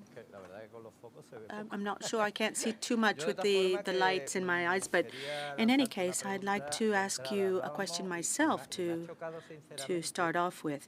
I was a bit astonished to hear, well, you were talking about how 20 years ago, when computer science degrees were coming into vogue, they were teaching pure mathematics, exact sciences, and programming, and most of the students were men. But I thought that over the course of the years that had changed, but it doesn't seem that that is the case. The massive number of women in university degrees has grown, but not in the STEM sector. So I don't know if you could say something about the number of women in computer science degree programs, and how can we, in some way, justify that this has not changed over the past 25 years. So I'm a bit surprised. Isn't it also isn't there sort of an assumption of women, even by women, and I don't know if this has been studied, about women are more attracted to other sciences that are not pure engineering or mathematics? Or if you could say something about this. Well, I went over 4 basic reasons that in some way explain the decline of the percentage of women in computer science. There's stereotypes involved, gender stereotypes. I mentioned that in my presentation, not only in terms of, well, when computer science degrees came into vogue, there were more women then than now, because it was sort of like a transition from secretary-based jobs to using word processing and things like that. And we could even see this in the 1960s in magazines and publications that said that programming was the best job for women possible. But the decline started in the 1980s with the PCs coming onto stage and the software developers, in which PCs were positioned as tools for children for using, for playing video games and things of that sort. and they were more focused on boys than in girls. And it was then that it took off. The idea took off that that this was more for men and boys, and the number of women started to decline in technology. So one of the things that is really helping to turn the situation around and to bring down these stereotypes is the way these subjects are taught. That is, the social applications and the social value that technology has, and how ICTs can provide solutions to social problems. And I think that is going to be one of the key ways that we can face the challenges ahead, and not focusing on the beauty of programming, but rather the beauty of technology to transform society. So the way the subject is taught is absolutely crucial, and I think this is helping to attract and maintain a lot of girls in the area of study. So we can also say that the discipline itself has become increasingly impoverished in content. There's a lack of diversity. There's a lot of economic repercussions too, because the lack of gender diversity in the technology sector causes billions of losses, economic losses yearly. But it's also a discipline that is impoverished metaphorically speaking, because the solutions that these technologies are creating are not inclusive. They're not inclusive, and they're not widely available to everyone. So the fact is that we are in the fourth industrial revolution, and AI is specifically transforming our society. I think as members of society, we have a responsibility to ensure that this strategic sector be diverse in terms of gender diversity, geographical diversity, as well as in the algorithms and institutions involved, because we must understand that the revolution in AI is being defined by an oligarchy of U.S. and China-based big business. And so if that's what we want as a society, well, I know that that's not what Europe wants. So we have very ambitious programs in place in order to get AI, RD&I up and going, but we also as a society should be very aware of the fact that we need to have more diversity introduced in artificial intelligence, and not let big business lead the way, but rather research and civil society and institutions need to lead the way, because if not, we're not going to be able to find the right information online. Without AI, we're not going to be able to find our cars. We're not going to be able to do a lot of our day-to-day lives, but we need to ensure it's in the right hands. Another question I wanted to ask you, it has to do with the artificial intelligence algorithms. You talked about that in your presentation, but I think in the world at large, in computer science, people think that there should be a methodology in place that helps you use a device using algorithms.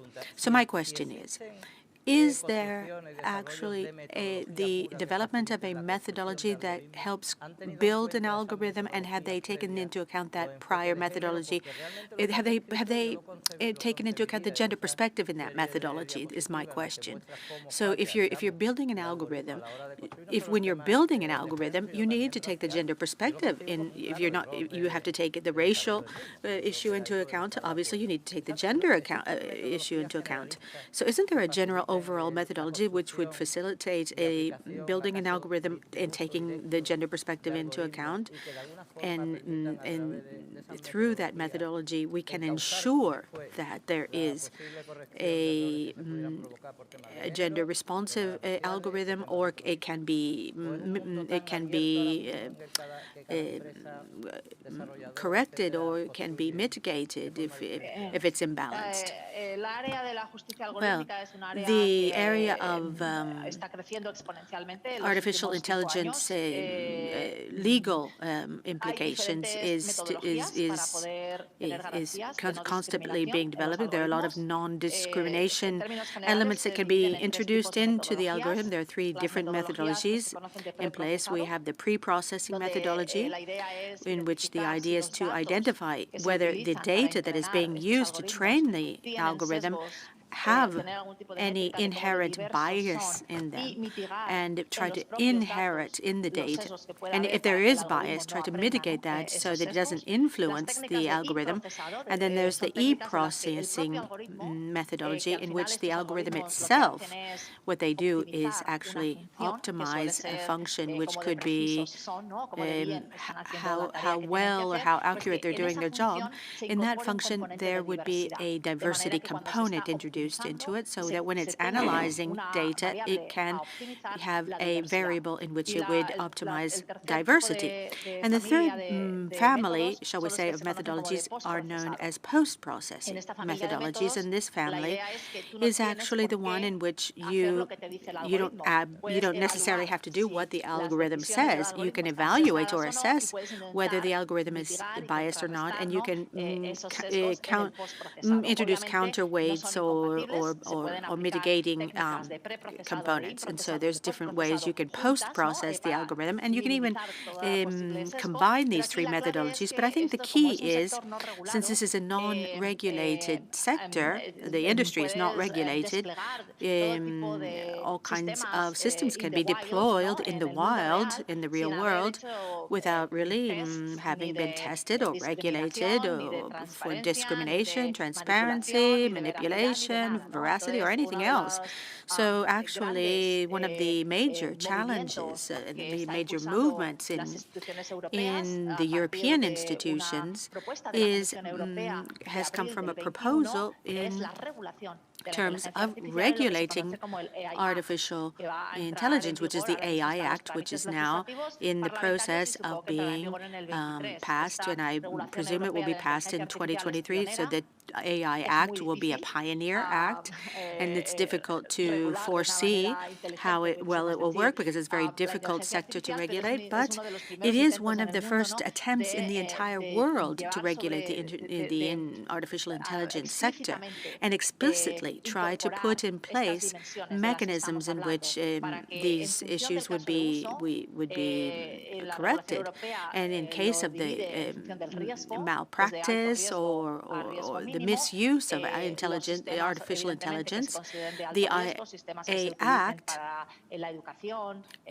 for example, would regulate in human processes, in medicine and education. There would be, of course, a number of mechanisms in place in which AI could not be used unless they overcome and pass these different tests for non-discrimination, for transparency, for gender bias, etc., etc. So, since there's nothing in place as of yet, I can't advance anything on whether it will be successful or not. But of course, there are efforts in place to make sure that these efforts in our Ellis Foundation, and Alicante is also very, very active in contributing to the discussion and to the drafting of regulations that would help artificial intelligence be much more positive for our society.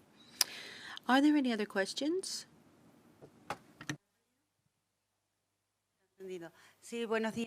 Yes, good morning. No, I have a question. I think there is a mechanism in which bias, the recognition of bias, can be detected, because what I've been able to glean from internet is that, for example, in fashion and cosmetics and a lot of the things that are coming onto my social media is very different from what is coming onto the social media of my husband, for example. So it does seem like that there is a lot of gender bias in artificial intelligence. Yes, you're right. There is a huge amount of bias present in artificial intelligence. It's not whether it exists; it's how we can combat it. How can we diminish bias in AI? So, for example, if you have something something that is very present in your life or in your day-to-day professional career, we can see that women are losing out on a lot of opportunities because of gender bias. So obviously, this is a very important consequence of the algorithms, because we are being stereotyped as, for example, in women, they're considered to be following a certain pattern, occupying certain positions, following particular career paths, etc. So it's obvious that there is gender bias. And so what we need to do as a society at large is, first of all, demand that there be more transparency in these algorithms and that there be a set of guidelines and guarantees in place, which at present do not exist. Are there any other questions from the floor? Yes, over here.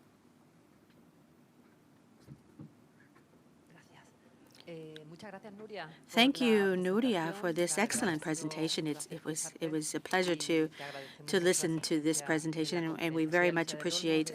My name is Alicia del Olmo, and I'm from the F.P.A Foundation, and I was conveyed a question from Petra Pinheiro from the Center for Data and Statistics, and I'd also like to add my own question to hers because it's very closely related to what she asks. Petra Pinheiro asks the following. You've talked about certain aspects and features related to stereotypes, but you've also talked about the image of women on social media and how women are reflected in the media and online. And sometimes women are less confident in themselves, have less self-esteem when using technology, and also about personal data, the use of their personal data, and the use of social media. My question is, do you think that this has anything to do with cyber violence, online violence that we're seeing increasingly, and there's a lot of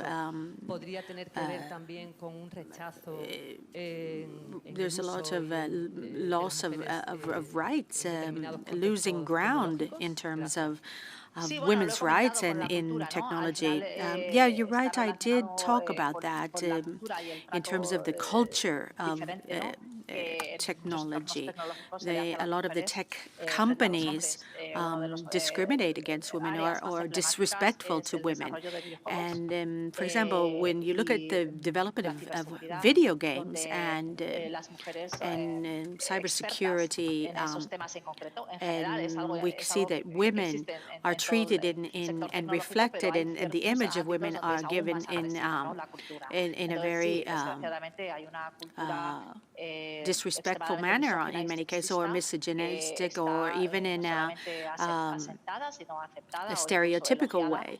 And so in many different spheres of technology, women are portrayed in a disrespectful way, and that's why many women don't wish to be a part of the tech culture, because they don't feel comfortable, and they don't want to feel diminished in their capacities by having to work side by side with this misogynistic society or culture. So that's really why a lot of this sexist behavior is prevalent in the high-tech companies, and many women shy away from that. Thank you very much for that question. My name is Ventura Aguilera. I am from the Regional Ministry of Economy and Finance, and I'd like to ask you the following. When you talked about the development of algorithms in high-tech companies and how they use the concept of a big black box that you can't get into. You can't break into the box, and because they have the intellectual property rights of that algorithm, and you can't get into it, and so they don't show us the underside of the algorithm. And so that's how difficult it becomes for us to analyze these algorithms. We have to face this individually, and we have to deal with the algorithm algorithm as individuals. And so along these lines, I wanted to ask you the following. What type of developments or what role can the public administration have, or governments, in terms of regulatory practices and that kind of governance that could be put in place that would be efficient in terms, whether at the European level or national level, that would be efficient in helping algorithms become more transparent? Yes, EU regulation is key. I talked about that. And governance is also key. We have two levels: the European Supervisory Board, which is comprised of representatives from each of the member states, as well as a supervisory body, which would be a national entity. It has recently been decided that the Spanish AI agency, which is in La Coruña, will be the supervisory body and for the implementation and regulation of the AI Act. So that's the minimum level of supervision that would be provided at the European level. But I think any entity or any public administration, whether, well, or even public or private entity, has to ask themselves very frankly, when they're using technology, how it impacts the lives of their users or their clients. And I think we need to consider a number of issues. It's the fatal acronym, which FATEM. Fairness, the F is for fairness. You have to ask yourself, is there a degree of guarantee for fairness and non-discrimination for the system? The A stands for accountability, and so we have to be very clear about who is responsible and the consequences of the use of the system, so there has to be an attribution of responsibility. It's also for autonomy. Are we also make sure that there is no subliminal manipulation? And the M is for making things more manageable. Is it making things easier? And the T is for trust, confidence, and transparency. And so that's a bit, in a nutshell, that's my answer to your question. Can we explain, if we ask ourselves, are we using this acronym to gauge the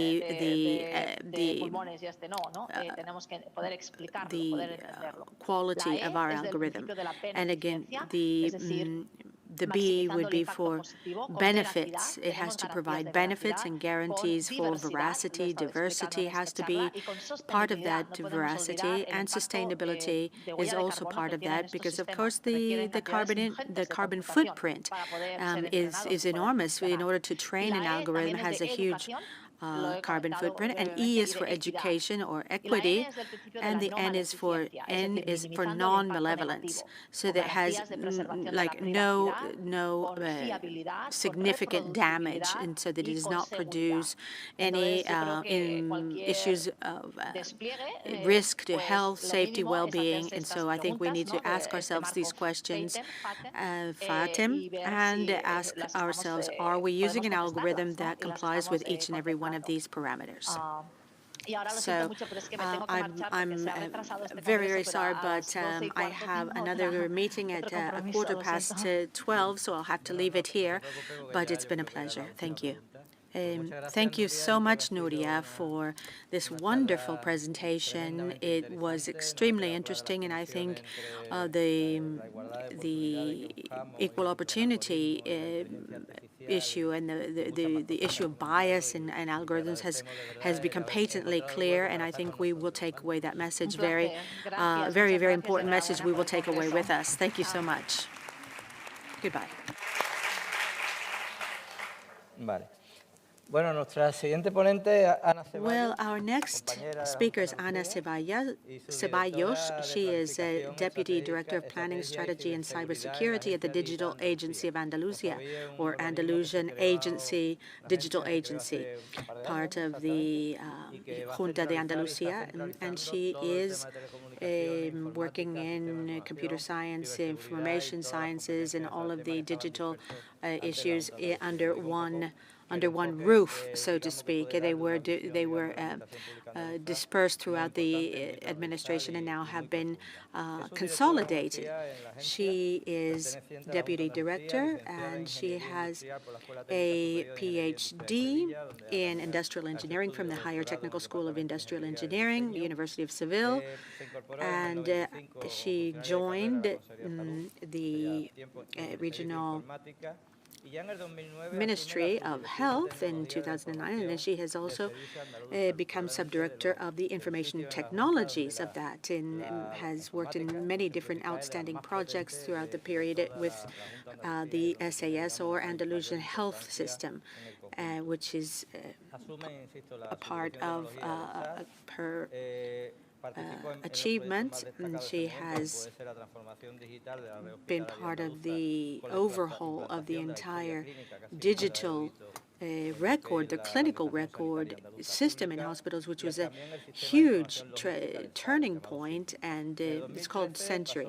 And then after that, after the Health Ministry in 2013, she joined the Ministry of Finance and Public Administration, which was, as it was then called, and occupied the position of Information Policy Coordinator. And among the main projects at that time was the GIRO, G-I-R-O, which is the financial economic system of the Junta de Andalucía. And then from there, they started to create the Digital Agency of Andalusia in January of 2021.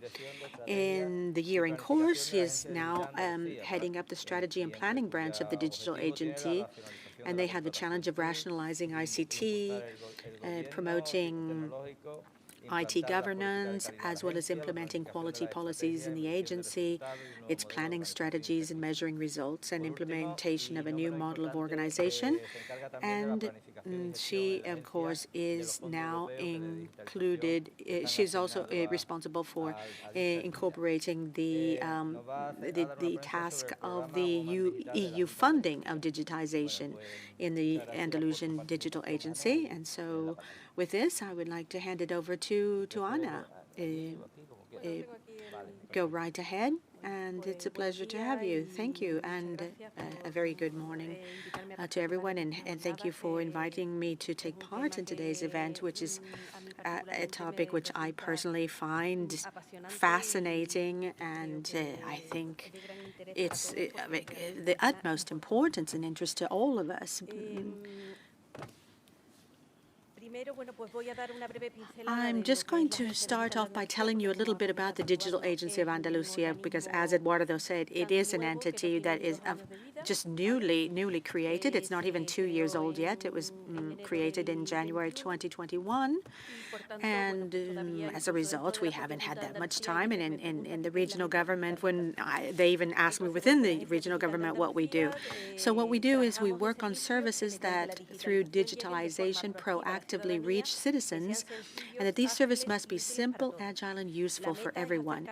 The goal is to bring the administration closer to people, to put it in their hands by using a cell phone or laptop, and make some of those sometimes tedious procedures much easier, putting technology at the service of people to build a sustainable, inclusive, and accessible future for all. The ADA, as the acronym of our agency is the technology hub of the Andalusian regional government. It's an innovation factory for adding value to public services. In some sense, we could break it up into different areas, such as organizational redesigns, putting ICT staff at the forefront, legislating from digitalization, cross-cutting digitization, and unifying human and technical resources. We also are very much in favor of building new skill sets and capabilities so that management can be trained and be specialized. This is really where we're going to be investing a lot. We also have new methodologies and processes for the transformation of the administration so that the citizens are at the center of everything we do. Everything is much more highly automated. As you will see, many news in the media talk about the success that we are having in this use of these new technologies. And lastly, the updating of all of our technology, because as you know, that since we had it all dispersed throughout our government, we were not able to consolidate implemented up to now. So now we have to update things and integrate all of these. And it's very promising in terms of being able to consolidate and update all of our technologies. We also have a mandate to to evolve towards digitalization of our regional government. We have a substantial amount of EU funding for this. As you know, the recovery and resiliency mechanism is at our disposal, and we are managing those funds under different areas of the mechanism. And as I said, it's a substantial amount of funding. And within the action plan that our agency has devised, we decided to begin by starting with a strategy plan. These have been announced and have in many cases been passed, and others are still in the debate phase. For example, we have the digitization of sectorial public services. We also have the digital administration, which is citizen-centered, cybersecurity, digitization of public services in the digital economy. These are the 5 different areas. In terms of the time frame, we're talking about between 21 and 24 years, 2021-24, we have a budget of 950 million euros. It continues to increase, though, because we're getting new tranches of funding, and so we have a certain amount of leeway in terms of budget allocation. Now, going on to the specifics of my presentation, I'd like to talk about women and STEAM sector training in Andalusia. As you know, STEAM is the science, technology, engineering, arts, and mathematics areas. And I'm going to talk about how many women are studying these lines of study. 56.5% of the student body at Andalusian universities in the 2021 academic year were women. Women are still in the majority in careers related to teaching, health, or social care, while their numbers are reduced in careers related to more technical sectors, such as engineering, computer science, etc. So we knew this, and we've seen the figures in some of the previous presentations. For example, 74.2 engineering students are male, computer science 84.8% are men. However, on the other hand, in early childhood education, 93% are female, and nursing, 79.9% are female. So you can see the gender divide. However, companies continue to express their need for professionals specialized in new technologies.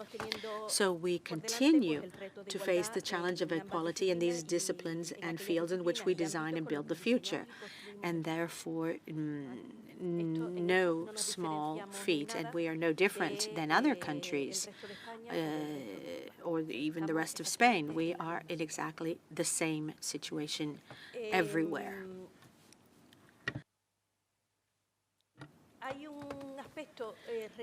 There is, however, something very closely related to what the previous speaker said. And I saw this in some of the documents for the Woman Digital Program, and it really drew my attention because it's highly significant, and that is the technology that is being used, as we can see, on the internet, 93.some% by everyone, but they don't understand the technology. The population using technology doesn't understand it. So it's very difficult to draw students to careers in which they don't really understand what is done behind the scenes. They know what a mobile phone is, they know what a laptop is, but they don't know about the technology. They don't understand the technology. So we would need to have higher numbers of people in these careers, but we don't, because they don't really understand what is being studied or taught in those lines of study, in those programs. So if, as women, we choose the an education degree, we're becoming less prone to taking risks. We want to be safe, and we take little risk. Women tend to choose education, nursing, the traditional stereotyped study programs. But I would insist that we need to change the way these technology subjects are taught, and that can open people's minds so that girls can see that there are career opportunities, that there are magnificent opportunities in those fields, and women can feel comfortable by choosing those career options and study programs at university. For example, an engineering career, an engineering or computer science study program, or healthcare computer science.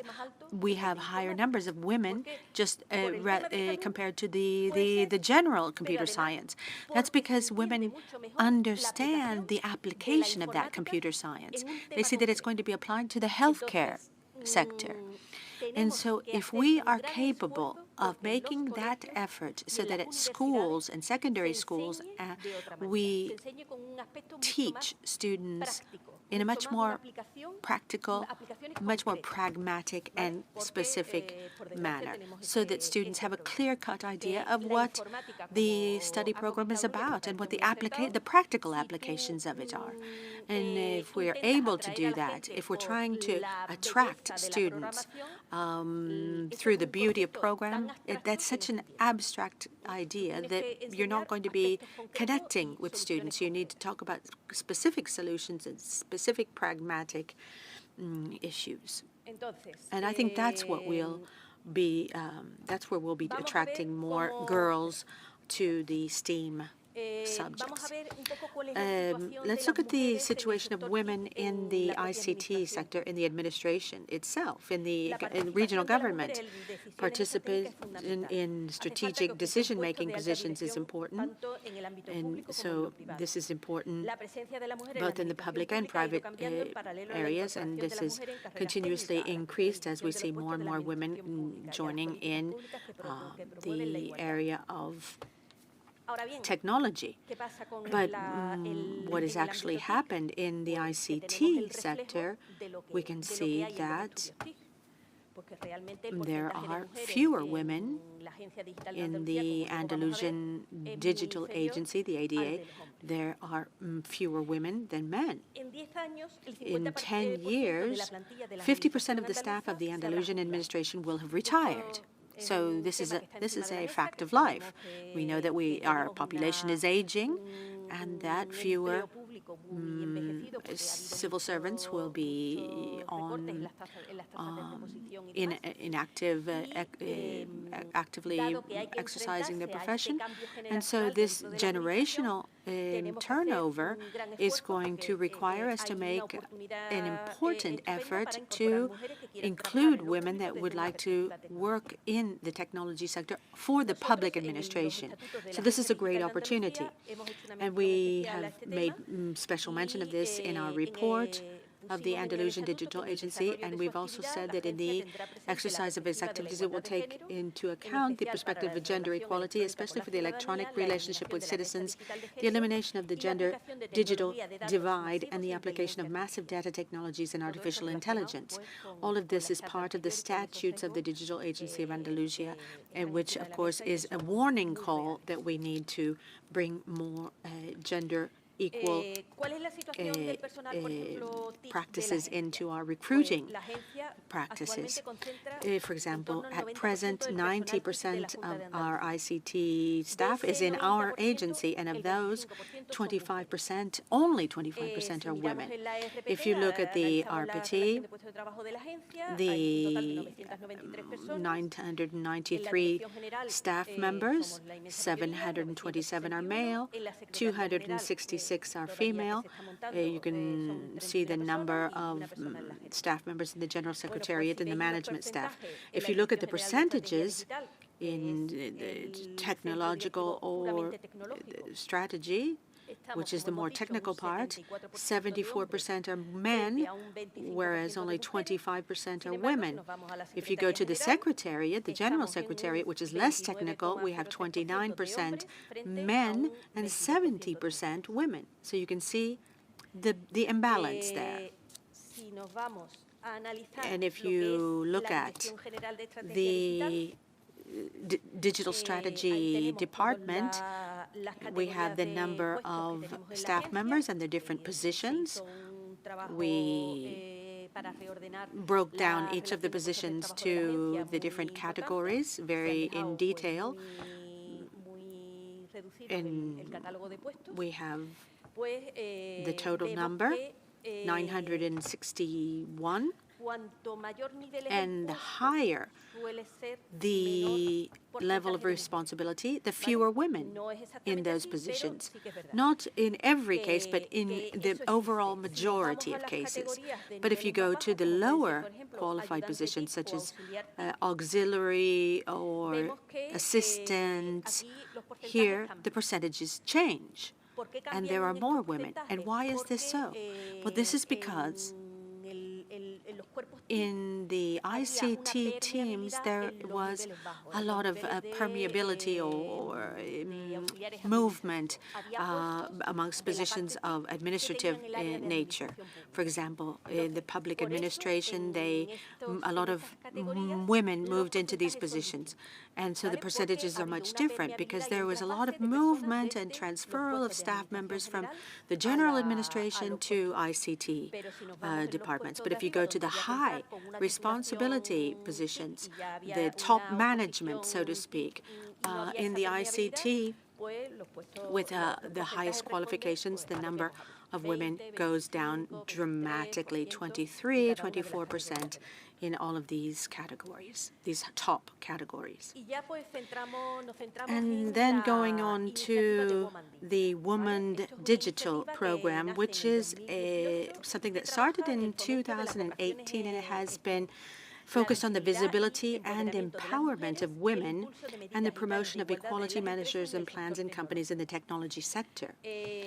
Its objective is to work cooperatively and openly with those entities and individuals who wish to close the gender gap in the field of technology, covering the problem from the choice of technical or scientific training specialties to the participation of women in decision-making spaces in the ICT sector. It offers resources and information, at the same time facilitates contact between movements, networks, individuals, and organizations interested in participating. Women Digital is a space for exchange, reflection, and virtual meeting. It's open and collaborative, where contributions can be made on issues related to greater participation and equal opportunities for women in the ICT sector.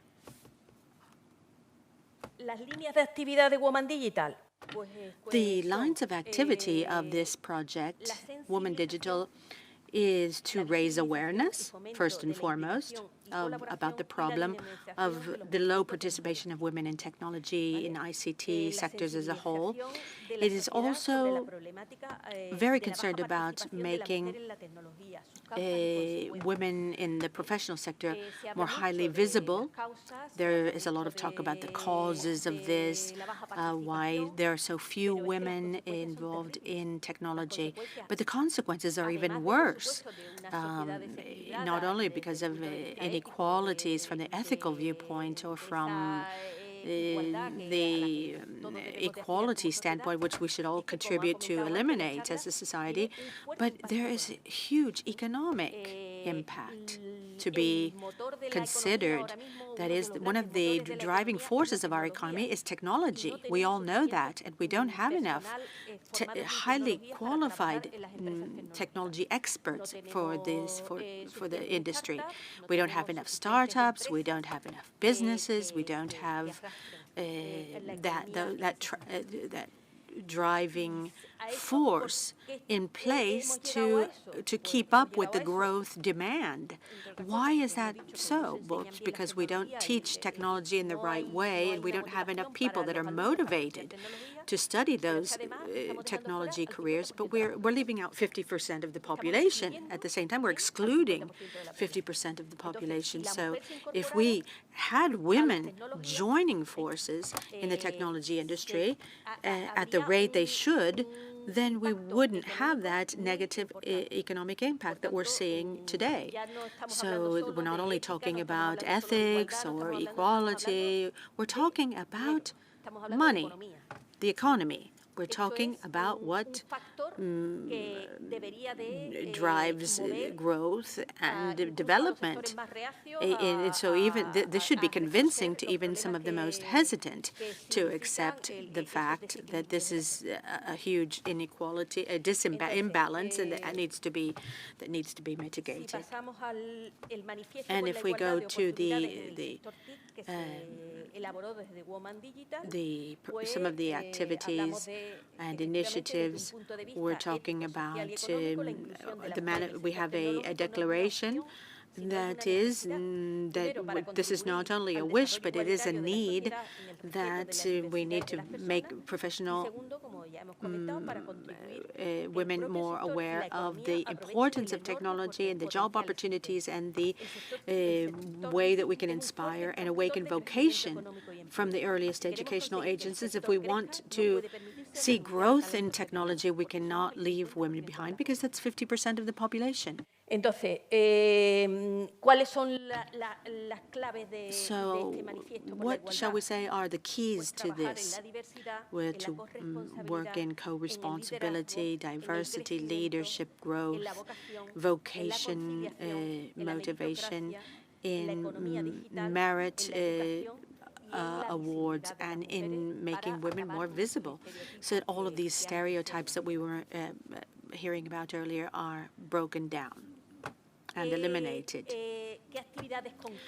So what are some of the specific activities that we have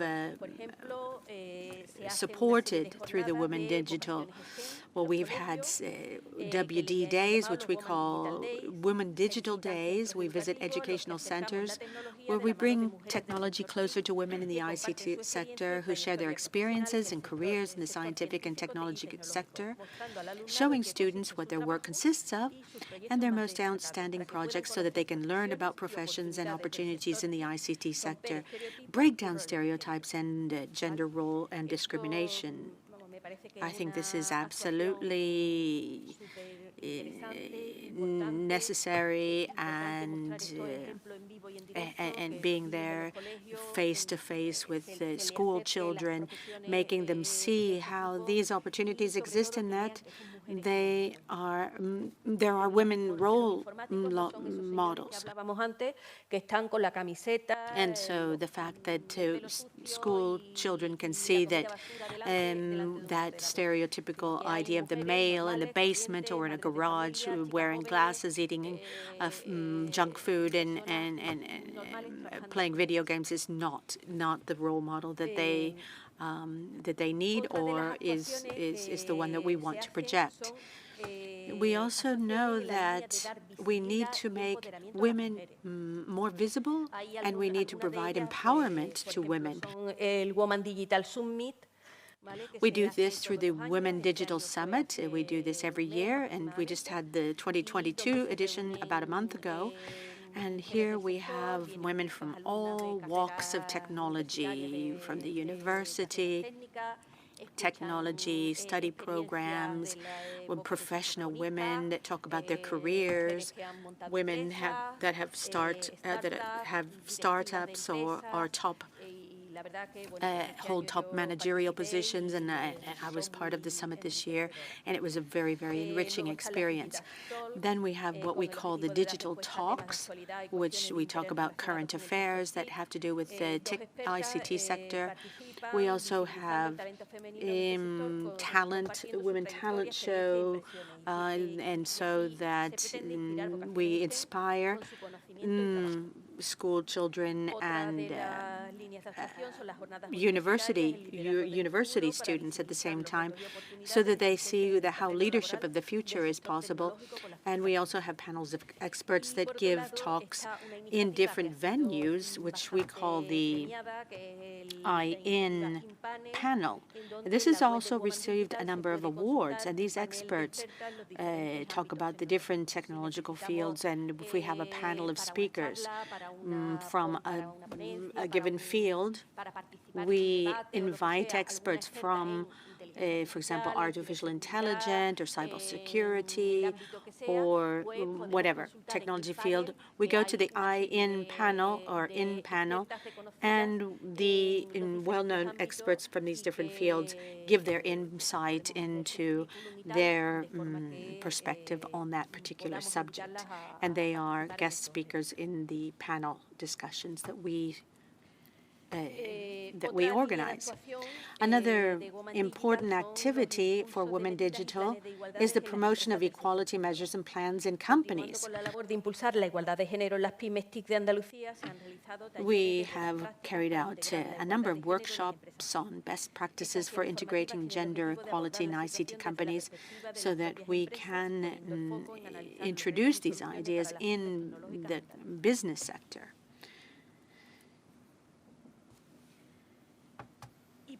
And lastly, apart from Women Digital, I'd like to talk about some of the other initiatives we have in place in the Andalusian Digital Agency. We have, for example, a 3-year plan in place. It's the Andalusia Digital Empowerment Plan for 2022-2025. It'll probably be passed next year because we're fastly approaching the end of this year. But we have a lot of work underway in terms of strategic objectives. And as one of our previous speakers mentioned, we need to focus things in a new light. We can't fall into the trap of past errors and mistakes in which we are mixing skill building with knowing how to use a device or not focusing on literacy and as well as others, and not looking at soft skills that also lend themselves to better employability. So in the Andalusia Digital Empowerment Plan, we have, as I said, a number of strategic objectives in place, such as the improvement of digital competencies of all citizens from a universal approach. We also want to facilitate access to and use of the digital world for especially those groups at greater risk of digital exclusion, train professional staff of companies in the use of technologies, and to develop advanced digital skills in ICT by professionals in their field of practice. We want to also stimulate and promote interest in technology from a very early age. So I think we have our work cut out for us, as you will agree.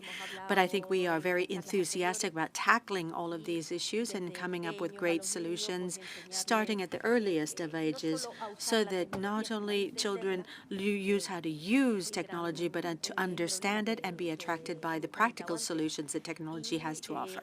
And obviously, going even further on that girls from a very early age be drawn to and in technology-based subjects, just as one of the foundation's representative said, the classroom setting, for example, should include robotics.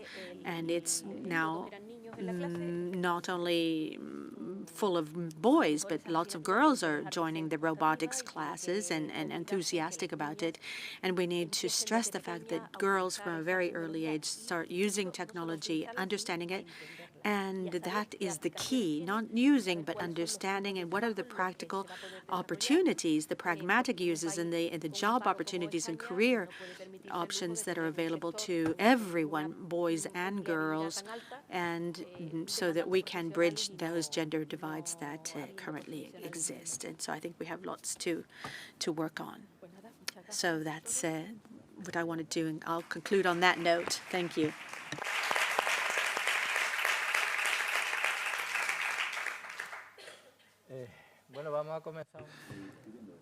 So this is the time for a Q&A session now. And I would like to start with my question. This morning, before I came over, I saw, I was checking some figures and data, and the Junta de Andalucía has 25 or 26% of women in our staff, which speaks of a lack of equality in a very unbalanced relationship. And I hope really an even worse ratio. But let me ask you a few questions about this lack of women in the public administration. Do you think that ICT experts in working for the Junta de Andalucía has now a higher level of women presence than the private sector? And a second question on the same topic. We know that the average age and the approach of retirement is also reaching the ICT staff.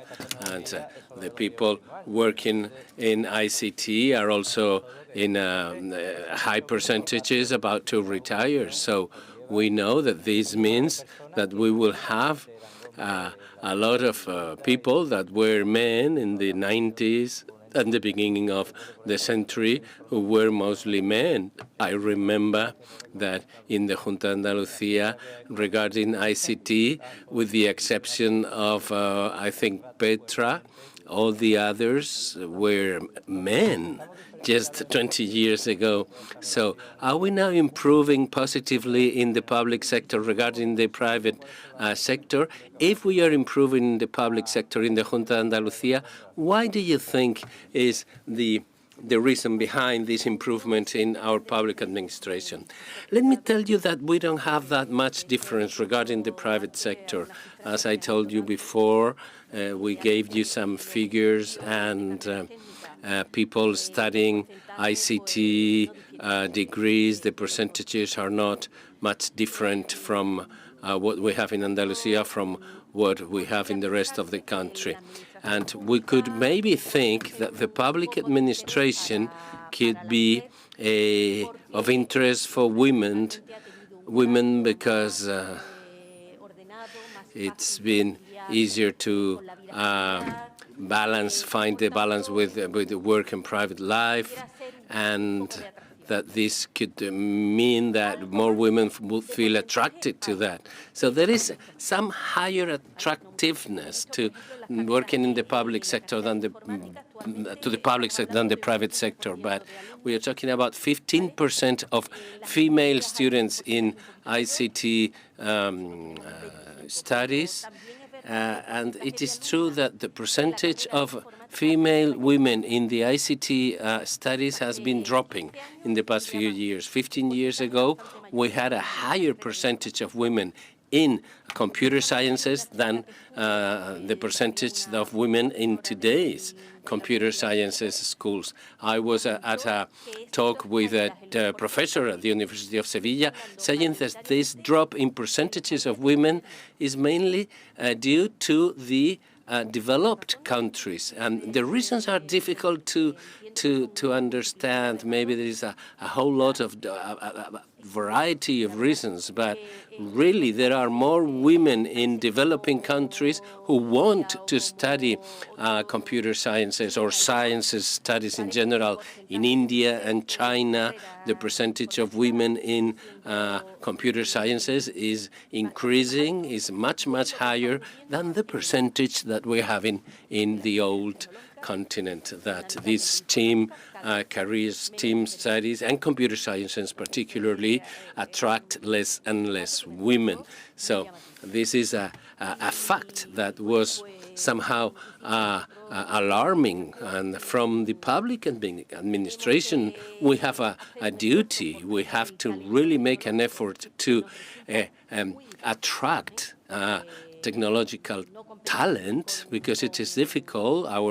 We are not highly competitive compared with the private sector, since there is a high level of employability for this kind of skills. So the ICT people prefer to work for a private company because they don't have to go through a competitive examinations as we have in the public sector, and they are hired by the private companies with good salaries. And we need to attract ICT people to the public administration because there is a high numbers of people retiring in the next 10 years, and we need to really explain the women that there is an advantage in working for the public administration, that it is a good place to work, that we are good employers.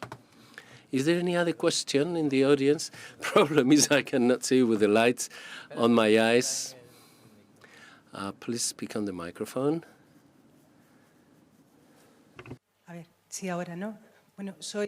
My name is Trinidad. I work at the local administration, and I don't know whether this refers to the local administration. Within the competencies and powers of the local administration, I am an elected leader, and I am in charge of equality in my town council. So what is the kind of relationship that we can have from the town councils and the local administration with the Junta de Andalucía at that level? Because education is very important regarding equal opportunities, and girls and teenagers should really become aware of these STEAM careers. And I would like to also ask you whether this service of women in digital world and talks that you do in high school, can we from the local town councils to ask you to send people to our schools?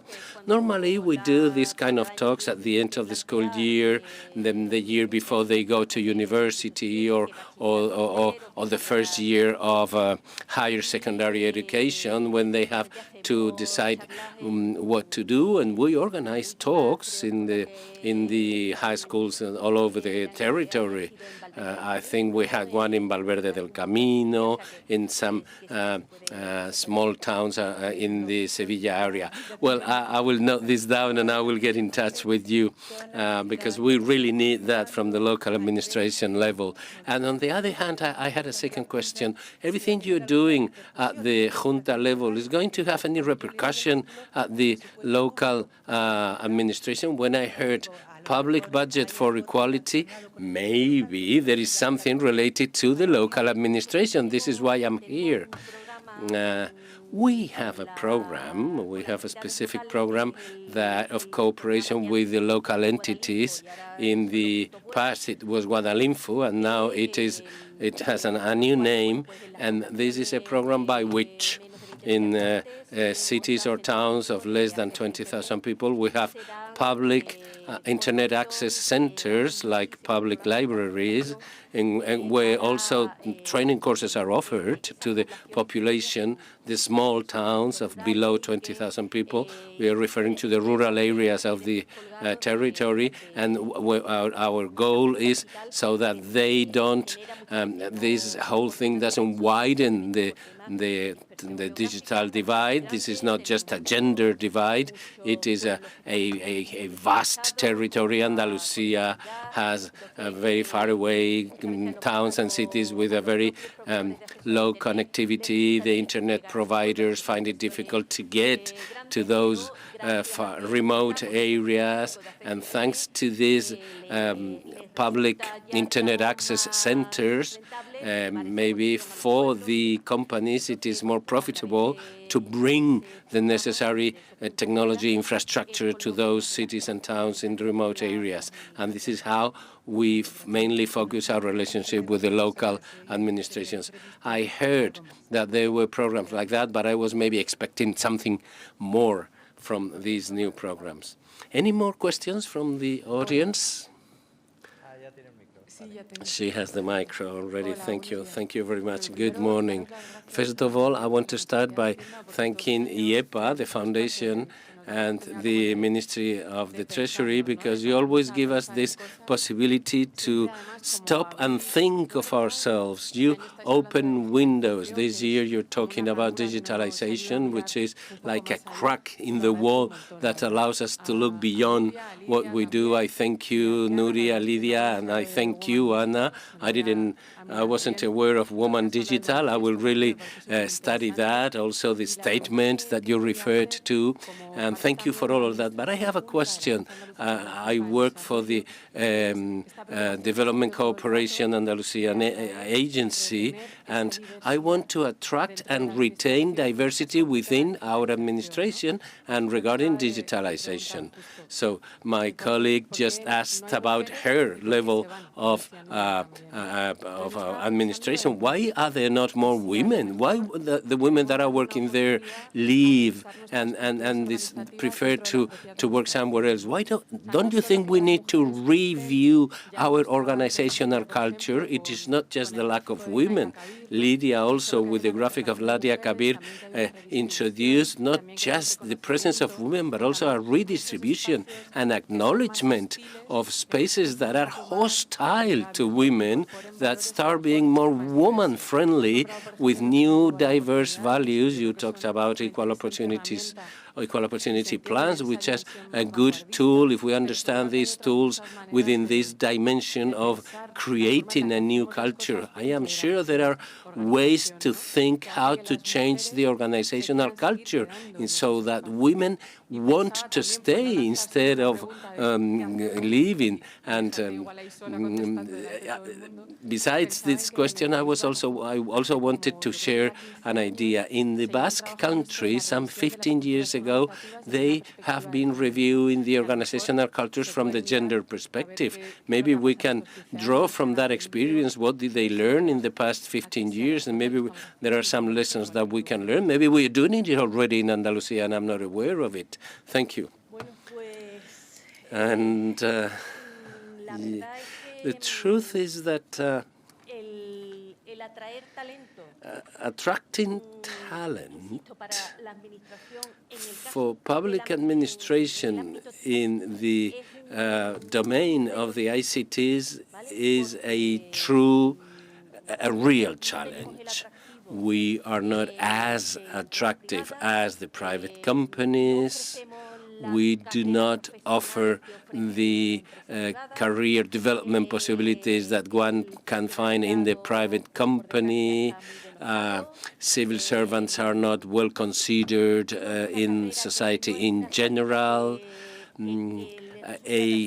A professional career in the public sector is not attractive once they graduate from a science study. They know they can find a job in the private sector. People finishing law school, they are preparing already the competitive examination to become civil servants in some of the services of the regional government.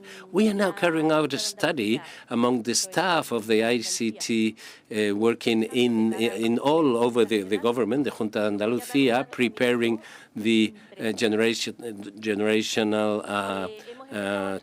shift when 50% of the people will retire in 10 years. And this survey started with people in different provinces. We have 500 people working in different ICT sectors, and we carried out the study according to different age groups. Between 20 and 30 years, out of the 500 people working in the remote provinces, there is only one person below 30 years of age working as a civil servant in the out of 500 people working in the different provinces outside the capital. There is only one person below 30 years of age. We should really study this in depth and see what's going on. Why we are not attracting young people. In the past competitive examinations, we are now having people who passed the exam from the exam for people that are already working on an interim basis in the Junta de Andalucía, and the people that are now being granted the status of civil servant, the average age is 50. This is a problem. This is a serious problem. So we are not attractive. People do not feel attracted to work with us. The Andalusian Digital Agency is really trying to make a big effort to make it visible, to do what we do in the Junta de Andalucía in the ICT sector. We are having a marketing, a public relation campaigns to be present in the media so that people, the public opinion really gets to know the innovation that we carry out in the Junta. We are doing a lot of great, wonderful, interesting programs. Unless we are able to show that this is an interesting place to work, people will not feel attracted to come to us. Imagine that out of 500 people working in ICT, there is only one who's below 30 years old. So this is a challenge that the administration in general, the public administration has. It's not only the agency, because the agency is based on technology, and technology is evolving at a fast pace. And when you are older, it is more difficult to keep up to date in a constant ongoing updating of your skills and your knowledge, and maybe from a certain age, people who start in the ICT sector want to go to a different departments to calm down the rhythm of their daily work, to start working in places maybe less demanding. Any more questions? Well, then this is the time to conclude our panel. We are sorry that we're missing some of the speakers that were foreseen, but the two presentations were extremely interesting and have allowed us to initiate, to open this diagnosis. We don't have a final conclusion here on what's going on, where are we going, where we're heading, or why. But it was very interesting because we have touched upon many, many factors, and we are clear on one thing. We need to move forward in this area of digitalization. We are trying to really improving the levels of equality amongst men and women in general in the public sector employment, with all these efforts that the population, and not just the difference, the rural-urban divide gap is part of the program too, but we are working with something which is quite complex. And I have learned a lot today. I thought we had improved, but when you saw that less and less women want to study engineering at universities and computer sciences, is like clicking a bell and thinking, what are we not doing okay? What's going to happen? What do we have to do to stop this trend and turn it around? Thank you very much to all of you speakers and the people who attended. And now we can go on to the closing ceremony.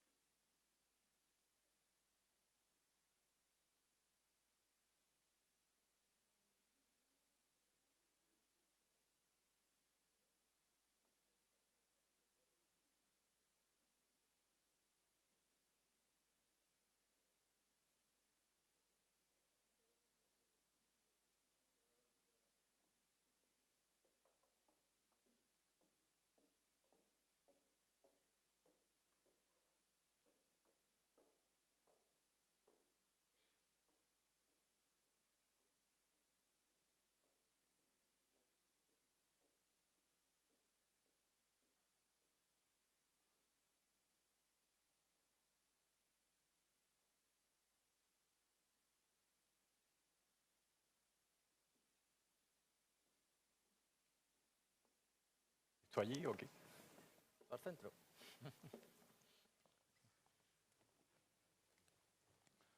Bueno, pues nada, de una forma breve vamos a... Well, we're going to very briefly bring today's event to a close, this international conference on economics and public budgeting for equal opportunities for women and women. We originally had the regional minister, but due to conflicts in her agenda, she's unable to be with us.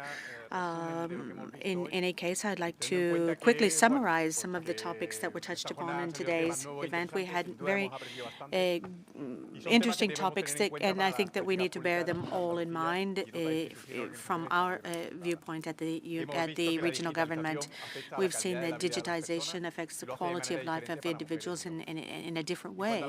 It affects men and women differently, and in terms of the presentations, Lidia Arroyo talked about some of the key aspects in the digital society, both at the national and European level. She talked about how the digital divides exist on different levels. We have access divides. A second is the types of use that, again, shows how women are much more focused on health care, on caregiving, and social services. And the third digital divide has to do with the design of technology itself, which can be done differently. And this, of course, has implicit a number of values and we need to see how the public administration needs to make investments and efforts towards overcoming these barriers or bridging these gaps and divides and eliminating inequalities. And Lydia has talked about how administrations and governments need to set new goals in digitization that is much more inclusive and encompasses all of our citizens. And here we talked about the increased user-friendliness of these technologies.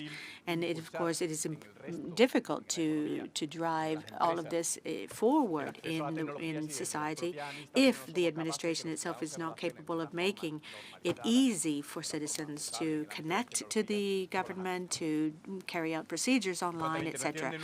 With regards to the presentation by Nuria Oliver, she talked about how artificial intelligence has many deficiencies. It has lack of diversity in the methodologies, algorithms, and in its applications. It's designed by men, and many times women shy away from high-tech careers, and we need to break down technologies, break down stereotypes, pardon, and we need to make sure that ideologies are not introduced in the algorithms and stereotypes and gender bias. With regards to the public administration, she talked about the importance for innovation and design thinking in science and technology and the inclusion of women, and so that there is greater gender diversity in all of these areas. And we need to, of course, look at the new regulations that are about to come into force in the EU, in which the new AI Act is going to provide a new dimension and is going to allow authorities the possibility to oversee and regulate artificial intelligence. It has to be, of course, regulated based on that acronym with sustainability, autonomy, as well as accountability. And we've also talked about how the old stereotypes of the fat male glasses in the basement in front of a computer is part of the Jurassic Park of technology, and we have new role models to follow. And with regards to Ana Ceballos, we heard a presentation by the Andalusian Digital Agency, which she is deputy director of, and she talked about the Women Digital Program. And her presentation, she has clearly shown how there is a new structure in place that consolidates all of the ICT, and it is also a way of bridging the gap in ICT, and how many of the different activities that the ADA has in place are focused on making women more visible and empowering women. And a very important part of their activity is that they're not only making women more visible, but it's seen as a need and not a possibility. And so the Women in Digital program is working with school children, with universities, with professional women in their careers.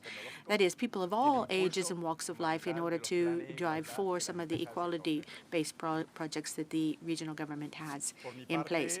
So on my own behalf, I would simply simply like to close today's event by saying that we apologize for the changes in the program that were unforeseeable. Of course, the two speakers that were unable to join us today, it was completely unforeseeable, and we apologize for that. We are, however, very appreciative of the effort you made to be here, whether you are attending here in person or online on the streaming services. We are very grateful for our moderator, Mr. Eduardo León, for participating as moderator in this event. And of course, as I always do whenever I have the opportunity, all of the work and effort by the foundation of the Andalusian Center for Fiscal and Economic Studies. This is a foundation that works very earnestly in advancing the cause of all of these gender equality and gender perspective issues, and we are highly appreciative of their time and devotion to this cause.